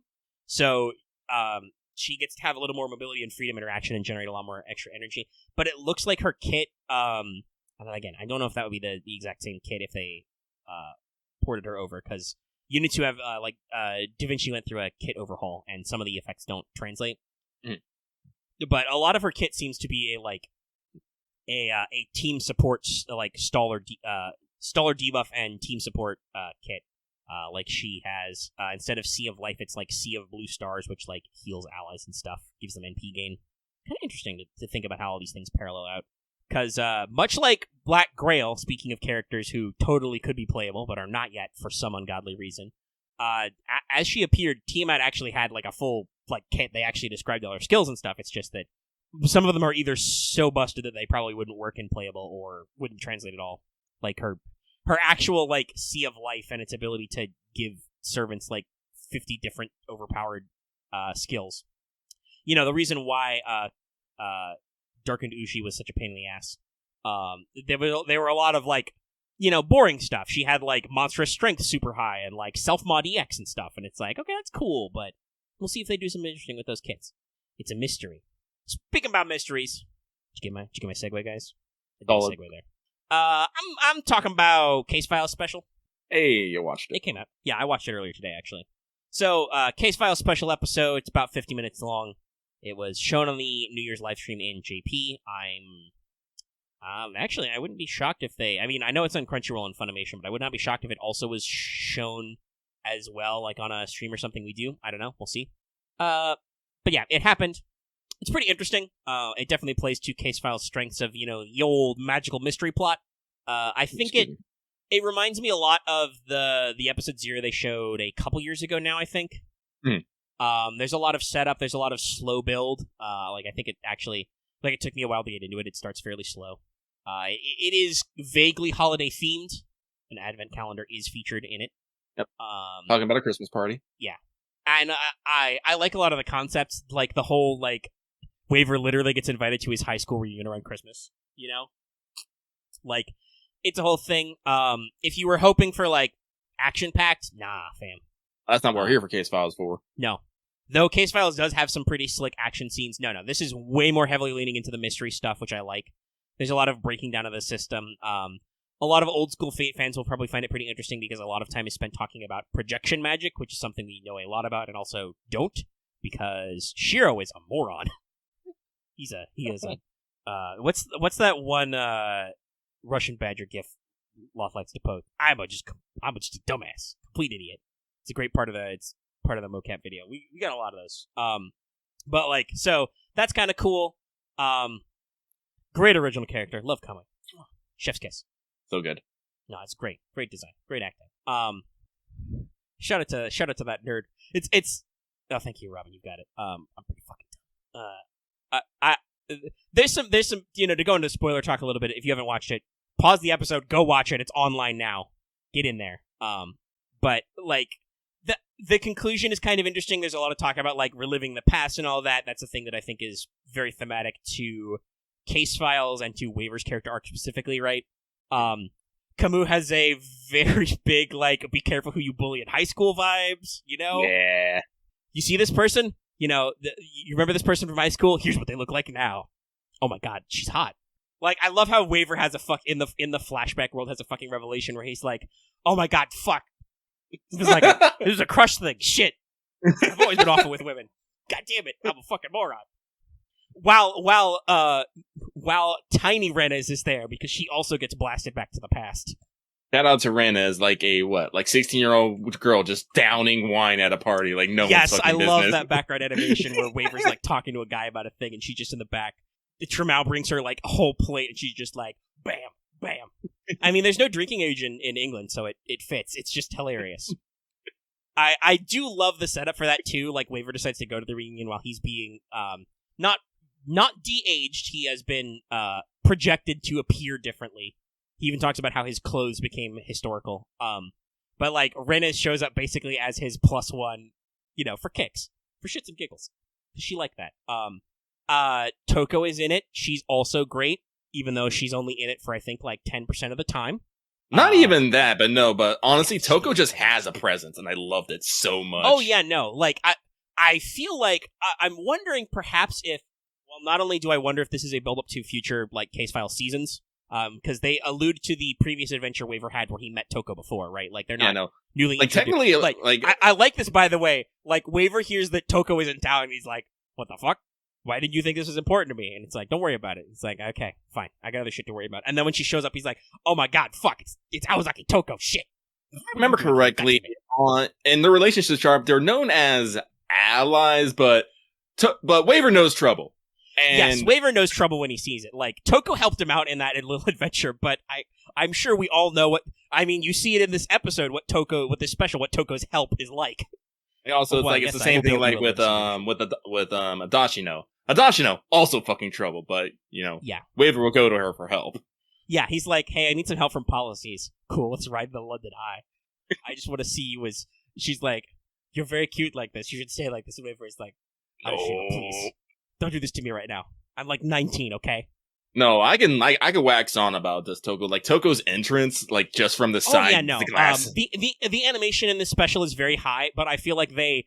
Even when it's just shit like Touko walking into the scene, they don't hold any bars. Like, that's what I was going to say was, I feel like they are hyping up Touko, perhaps because UFO Table is going to do an adaptation of Mahoyo this year. Maybe, possibly. Honestly, I'm hoping it's a two movie series. I really I don't actually know how plot dense. Like, I don't know what the size of the VN is. I don't know if you'd need multiple episodes. I'd be hoping for something. I don't know. They might get it done in like 2 hours, but I wouldn't mind a couple of longer things. I mean, I don't think the legal issues are holding them back. They announced the project already. Mm-hmm. I'm pretty sure most of that is settled. And as we know, Papa Sony has more money than God to give them to make things. But yeah, like I said, it starts a little slow. I like a lot of the action beats. I like the original and the old characters. I do kind of feel like Touko is only in this to like hype her up, right? Like, it's nice, but at the same time, it's like, wow, we're just really being like, oh my god, it's Aozaki Touko. Shit, look how cool she is. Look how fucking hot she is. Damn, dude. It's what's the word? Brand placement. Yeah, like brand integration or like cross promotion. Because when they did the flyer for this, they made Touko fucking huge in the background. Like, yeah, boom, she's in the key art. She was in the trailer, and like I said, I think she's in this 50-minute special for like 5 minutes tops. I know, literally just yeets herself in and out of the scene. I mean, they also, I do. While he was technically doing the like reverse age projection, they do kind of do that classic Worf effect thing. Like one of Waver's classmates is introduced. Oh yeah, he's an assassin for an oil baron now, and then Touko just rolls up and is just like, "Blam, you're cursed.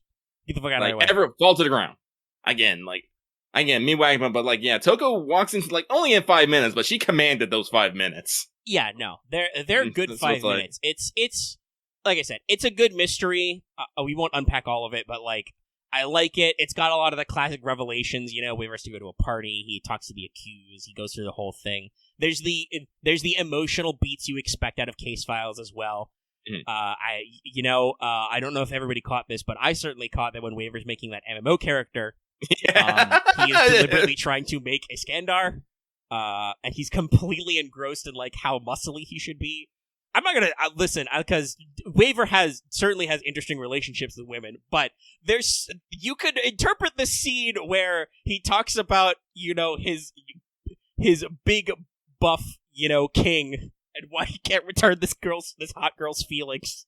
There's some vibes. There's some stuff. Yes. I mean, if Waver was bi, I would not be surprised.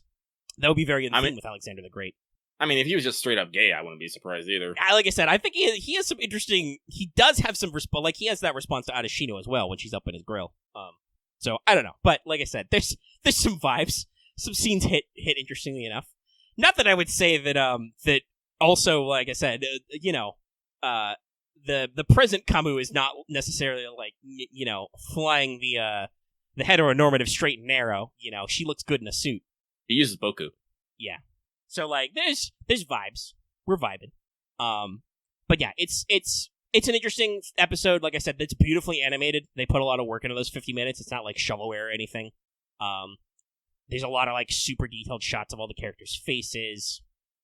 I'm a little... Gray's important, but I feel like she's a little bit of a Deus Ex Machina. How are we going to get out of this one, Waver? I don't know. Well, we've teleported Gray into the situation, so Ad's just going to eat everything. Nom, nom, nom, nom. Well, again, I feel like this was more... Oh, what do I want to call this? This was building up Touko as a presence, because she hasn't been animated in several years, and quite frankly, we never... That's the weird thing about Karo no Kyokai, is that, like, it's both very high but very low power level, right? Well, yeah, well, like I said, like, we see Touko at her scariest. Yes. But when really, all she really does was Cornelius, but... Yeah. But throughout that, Touko is just this, chill businesswoman who hangs out and smokes a lot. Yeah, like the other than her, suitcase of demons, the like most impressive thing physically she does is in one of the OVAs, she blows up some zombies with a fire rune, right? Mm-hmm. Whereas in this, she is like literally bowling over, trained assassins, or Waver's not a good lord, but he's still a lord. She locks up a lord with a binding spell. Pretty sure it was a rune. She drew a big eye. So like she shows up, she's flashy, she's not fought at all. Like she is not contested in the story. They solve the problem by like speaking to Camus about the past and stuff. She just fucking digitally teleports herself out. She gets to be real fucking creepy. Puppets, yo. But to solve this problem with dolls. Okay, alright. Didn't really need to know that, Touko, thanks. Again, I feel like Touko's a person who's good to her friends, but well, I mean, and she says that in the show as well, in the special. Yeah. And like even tangentially, there's a little bit of hype. Like she's referred to as a genius. That's one of the things Flat says. It's a pleasure to get to hack one of Miss Touko's spells, right? Because they would know about her spell architecture, Touko travel, and all that stuff. I think there was definitely, enough of all the extra characters, all the students, right? Mm-hmm. Like they all had their line. They had a couple of lines. They all had their own reactions. They didn't really do a whole lot, but they were there, and the plot wasn't really about them, so it makes sense. So it was pretty good. It makes me hope that they do actually do another Case File season, because you've still got so much you could adapt, guys. That or Sony, just yell at someone to fucking publish the light novels, please. Please. Also, yes, for the love of God, you can buy translators. They're fucking light novels. How thick are they? Lucky you bought me the fucking... I've got compilations of Tanya the Evil sitting up on my shelf, which are smaller than some of my, real-ass paperback sci-fi and fantasy books, okay? They're still smaller, and they're compilated, and they're fucking translated, okay? You can do it, Sony. I will buy them. I would prefer if you did the larger anthologies, maybe a couple volumes a book, just so I don't have to fill up my fucking shelf, but I'll buy them. Case Files is really cool. But yeah, so... I think it does its job, right? It's clearly a get hype piece, so I'm hyped. It was cool. I think that I feel like they're either using this, like I said, to lead into more Case Files, or to remind you how much of a fucking Billy Badass Touko is before she's, the antagonist of a movie film series, possibly. Also, once again, I would like to dump... I get, like, strong, like, Mahoyo collab coming as vibes, and I'm like, oh, yeah. Are we, like, building up for, like, summonable Touko and FGO, guys? Like, is this what we're going for? I mean, SR Welfare, Alco, SSR Touko, give. Actually, no, make Touko the welfare. That could also work, especially considering that, like I said, I'm fairly certain Alco is technically stronger because of fifth magic bullshit. But honestly, I can't find on an internet God given word why Touko would not find this whole situation we are utterly fascinating. Oh, I'm sure that's the thing, she would. That's the scary thing, is like, this is absolutely the kind of thing where like talking about making her the welfare, right? Like, where if we stumbled into a Touko related plot, she wouldn't just be like, this is way cooler than whatever the fuck I'm dealing with now. She would literally just leave one behind one of her fucking puppet selves. Yeah. And that would explain how you get extra NP copies. I mean, it works. We'll see if they go that route. Obviously, they've got a lot of things they could do. It's one of those things where if you think about it a little, the writing writes itself pretty easily. It does. They do occasionally like to bamboozle us, though. So, like, sometimes they make things weird, but they've got a couple avenues, and like I said, I'm very much feeling like it's. I mean, like, I kind of hope there's some arcade stuff, so we can just tie that back in. Like we said, there's a lot of stuff going on in Arcade that I think has to be tied back to us, like Beast 6. I don't know. I feel like that's kind of important for thematic reasons. But with Melty Blood's new Type Lumina getting like DLC support throughout this year, but also the announcement of animated adaptation of miHoYo, like those are my top two. Like those are my top big things. And we'll see come Golden Week, I guess. We got several weeks. I mean, several months. Yeah.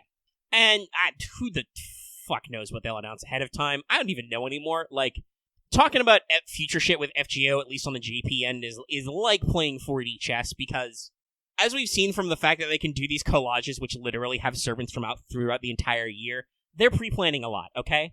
Nissan said they have shit for 10 years of FGO, okay? So, like, they have loose plans and know what they're doing fairly far in the future. I assume most of what they're hammering out is like actual, like, the literal line by line dialogue, and refining the mechanics, obviously. But like rough plot points and designs are probably planned way in advance. So we will see what they come up with. But yeah, that's all I got on that. Lucky, any other Case File special episode thoughts? No, not really. Like I said, like I liked it, but I was like everything. Like I enjoyed the mystery, even though if it has the magic mystery problem of you can't actually understand anything. Yeah, I at least appreciate that they do that scene where like Waver talks to himself and you can kind of get the gist of what's going. Or at least also I think that they telegraph it heavily with the visuals, right? Like, oh yeah, like you like Waver helps you understand the cause and effect of the mystery, like the picture being taken and all that stuff, and explain the motive. And even the like figuring out why he changed. Well, he did just get his picture taken by his childhood friend. Gee, I wonder. Yeah, it's like I wonder. So they're pretty good on that, but it's still one of those things of like, I literally need this man to explain everything to me. Literally. Yeah, no, because like he has to explain, because we know a little bit about the concept of projection, and we get that lecture about projection magic at the start. That's the cold open, right? Right. But they specifically refer to this style as shell projection. It is the Pelagore family's special technique, so it is kind of one of those things where Waver has to explain the rules to you, which is, there's a reason why no magic is one of the rules of detectives, right? Mm-hmm. Like, Fate has a fairly functional magic system where magic is at least internally consistent, Like, once they establish a rule of a type of magic, it usually roughly follows that concept. But there's a lot of stuff that isn't explained, and while I love to see it explain, it's still, like, Waver has to explain it to you. But at least he does that at the halfway point, right? So you can get the kind of, like, the dramatic and emotional conclusion comes out later. And then there's also just the shit of, like, again, the show the special telegraphs this to you way before Waver gets it, because he is a dense motherfucker. Where you're like, gee, Waver, why is the cute shy girl following you literally everywhere taking pictures? I think it's because she likes you. Waver just smashing his head into the wall. Fuck, shit. Right. Like, what? I was a dumb kid. I'm a dumb kid again. Damn it. I think if there's one thing I'm a little sad about is that while he does appear on screen, I kind of feel like the fact that they did like a big flashback scene, they underutilized Kaneth as a character. Yeah. Because like, I don't know. Well, at least like, and I know Waver talks about he shouldn't disrupt his own memories because that could get weird. I just like they had an opportunity to like interact with him directly, and we don't really. It's just flashbacks or side scenes. Like, it's a little weird, but I also do love the smash cut of the cameos. Fucking get to see Shishi go there, just laughing at him. Yeah, at the coffee shop. Lots of great stuff. It's People really good for stuff. like all the background character tracking. Oh yeah. Like I said, they even do that with Sophia Rui, right? Like she's just casually introduced as like, oh yeah, hey, teacher's hanging out with the daughter of the spiritual evocation guy. Damn, she hot. And then Waver's like, whatever, dude, I don't need women, I only need books. I'm gonna go study for like 50 more hours. It's all like, I don't need women, I need to prove that I'm right. I mean, yeah, that at least makes sense. They give a little bit into how, Waver was fucking bullied by his classmates, all that stuff. It's honestly, God, like, I love these little stories, though, right? Oh yeah, like, see, this is what I'm talking about. Why I want this kind of more in FGO of like all like these little politickings and whatnot. Mm-hmm.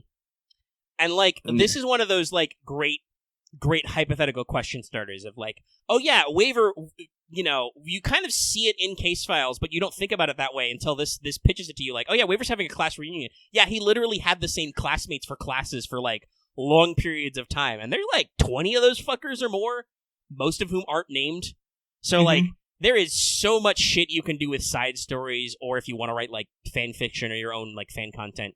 As we like to say, we don't have time to read or converse about fanfic normally, but I at least appreciate when these hooks exist for people to bounce off of, whether it's official or not.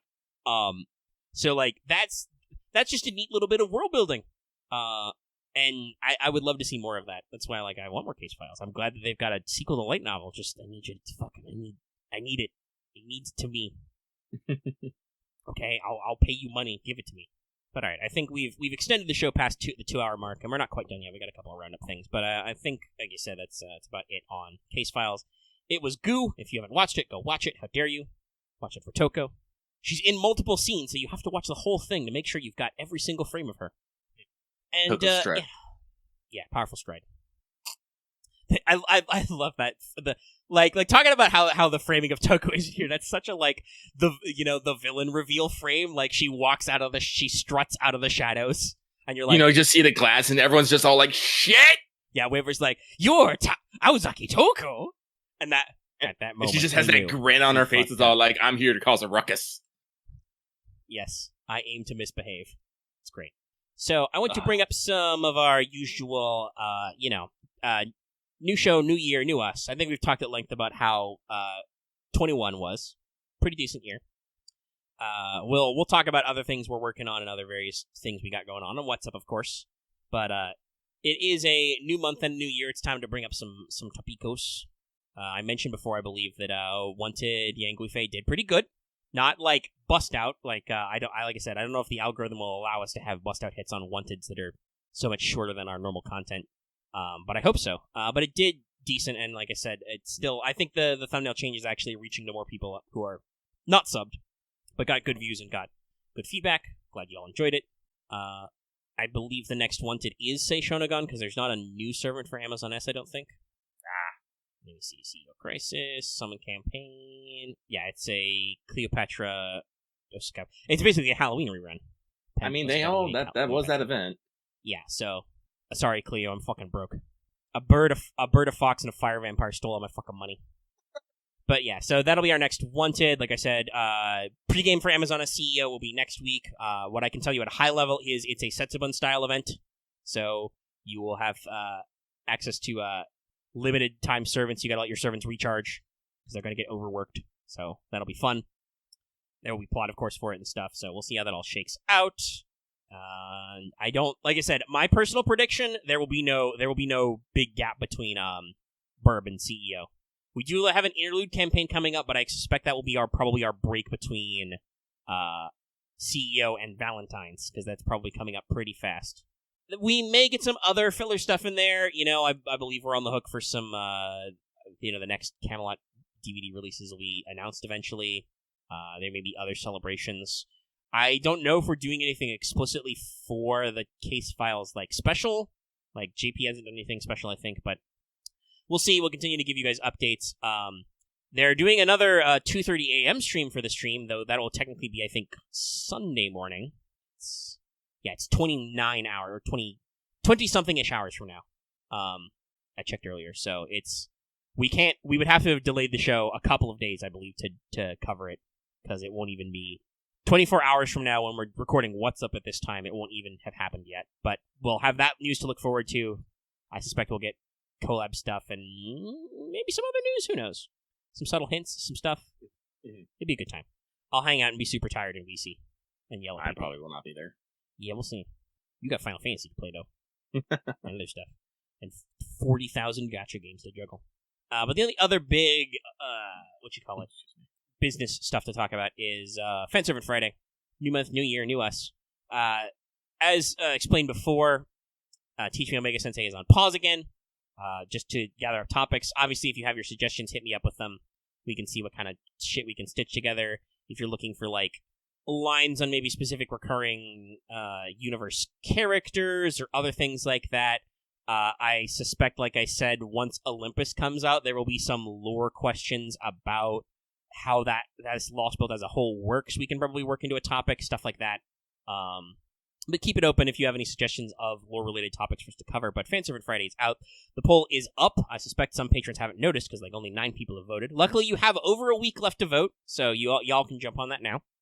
So for this month, for January, I wanted to go with a little bit of a Eastern European theme because Tunguska, but also, obvious for reasons, did some animal stuff. So our 4 selections are Dead Moroz, Rider, kind of a Father Winter, Father Christmas kind of figure in Slavic mythology. Egle, Queen of Serpents, I believe that is a Lithuanian folktale. Also, there is a weird accent on that second E, so I have absolutely no idea if I'm pronouncing that correctly. I'm sorry.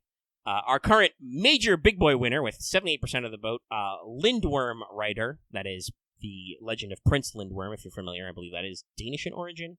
And with absolutely 0 votes, making me incredibly sad, Maria Oktyabrska. I'm not good with my Russian names. Isn't that the tank driver? Yes. That's the Soviet war hero. After her husband was killed, she bought a tank with their savings and called it the Fighting Girlfriend. If you want to know more, vote that up. I do. But Lindworm is winning by a lot right now, so we'll see how the vote shakes out after I've actually announced it on Patreon, the vote. If you want to vote in this poll, that is up for our silver tier and higher, $5 and up patron levels can vote in the poll. It is going to be open for, like I said, 8 more days as of right now, so we can, and we only have like 9 votes. There's a lot more of you who can vote, so consider voting. It's what you're paying for. Some of you may ask yourselves, hey, Omega, isn't Prince Lindworm just an OSP video? Yes. Actually, this is one of those rare cases where watching that video deliberately gave me a what-if scenario that I turned into a servant. I suspect that is why it will win, but we'll see. I've done a lot of research for all these people. And I can also spoil you, February will once again be the theme of Lirv. Well, we'll see what happens. I'm going to guess, just because of myth check, it'll probably be Aeneas. I have an Aeneas stat line. That was very fun to come up with. But you never know with these people. So that is your patron poll, Fanservice Friday for this month. Check it out if you are a patron. If you are not a patron, we will keep you apprised, and you will have to deal with whatever these people pick. Unless it's a tie. In that case, you have to deal with whatever Lucky picks. haha. Tyranny. But I think that is all my newsy, businessy type things. Is there anything else really going on the horizon, FGO related, that I'm missing? Audience, anything you thought we should have brought up on the show we didn't? Obviously, speaking to our live studio audience of patrons, if there's anything we bamboozled. Yeah, you weren't here for that, Robin. You got to go back in time and you got to go back in time and do that bit. It was also fair warning. It was like 10 minutes of time. It was like the 9th minute to the 20th minute. You'll figure it out. Don't worry, Robin. I'm making your job easy this week. This episode's only like 2 hours long. I don't know how you missed the news, but here we are. But okay, if we have nothing to come up with, I mean, you know, sometimes some shows we gotta relax. Lucky can't stream for 6 hours every week, can he? And I could, but you'd probably run out of stuff if you did it all the time. I would. Yeah. So we will go ahead and skedaddle on out of here, and we will leave you guys out there so we can scooch on to What's Up. Do check out What's Up if you're interested in more broad things. What we have to say about various other stuff, I can tell you for sure that I completed Horizon Zero Dawn finally, so I can talk about that on What's Up. That's all. And if you are watching or listening to this episode early as a patron, What's Up should be the next day. If you are watching this episode live for public on YouTube, What's Up will be live streamed later this day. You will presumably have plenty of time to see it, because this episode's only going to be, like I said, like 2 hours. Or less. I don't even know with the edit. We're going to compress some time, some space. But with that in mind, I think we will just skedaddle on out of here. Lucky can settle his stomach. I can, drink plenty of water and see what's going on with my brain thing. I can become Floor. Who knows? Floor. Do we have a Floor emote yet? We don't. I haven't been able to get a good, It's one of our consistent... I haven't been able to get the look right. We'll figure it out. Eventually. Eventually, everyone will become Floor. But with that, I think that is going to be Let's Talk FGO. Our first Let's Talk FGO of the 2022. Ah, shit, that means I gotta change all the fucking metadata. That's right, by the way, guys, I do that. I don't know if you've ever noticed, because only patrons listen to the audio version, but I actually keep track of this shit, so... But we hope you guys had a pleasant 2021, and if you didn't, we hope that this 2022 that we're working on will be better. We'll see. Stay tuned, everybody. As always, news is happening, stuff's going on. We'll keep you apprised. And if we're bamboozled, we'll be bamboozled together. I think with that sentiment, we will get on out of here. Good night. Later, everybody. Good luck. See you later, next.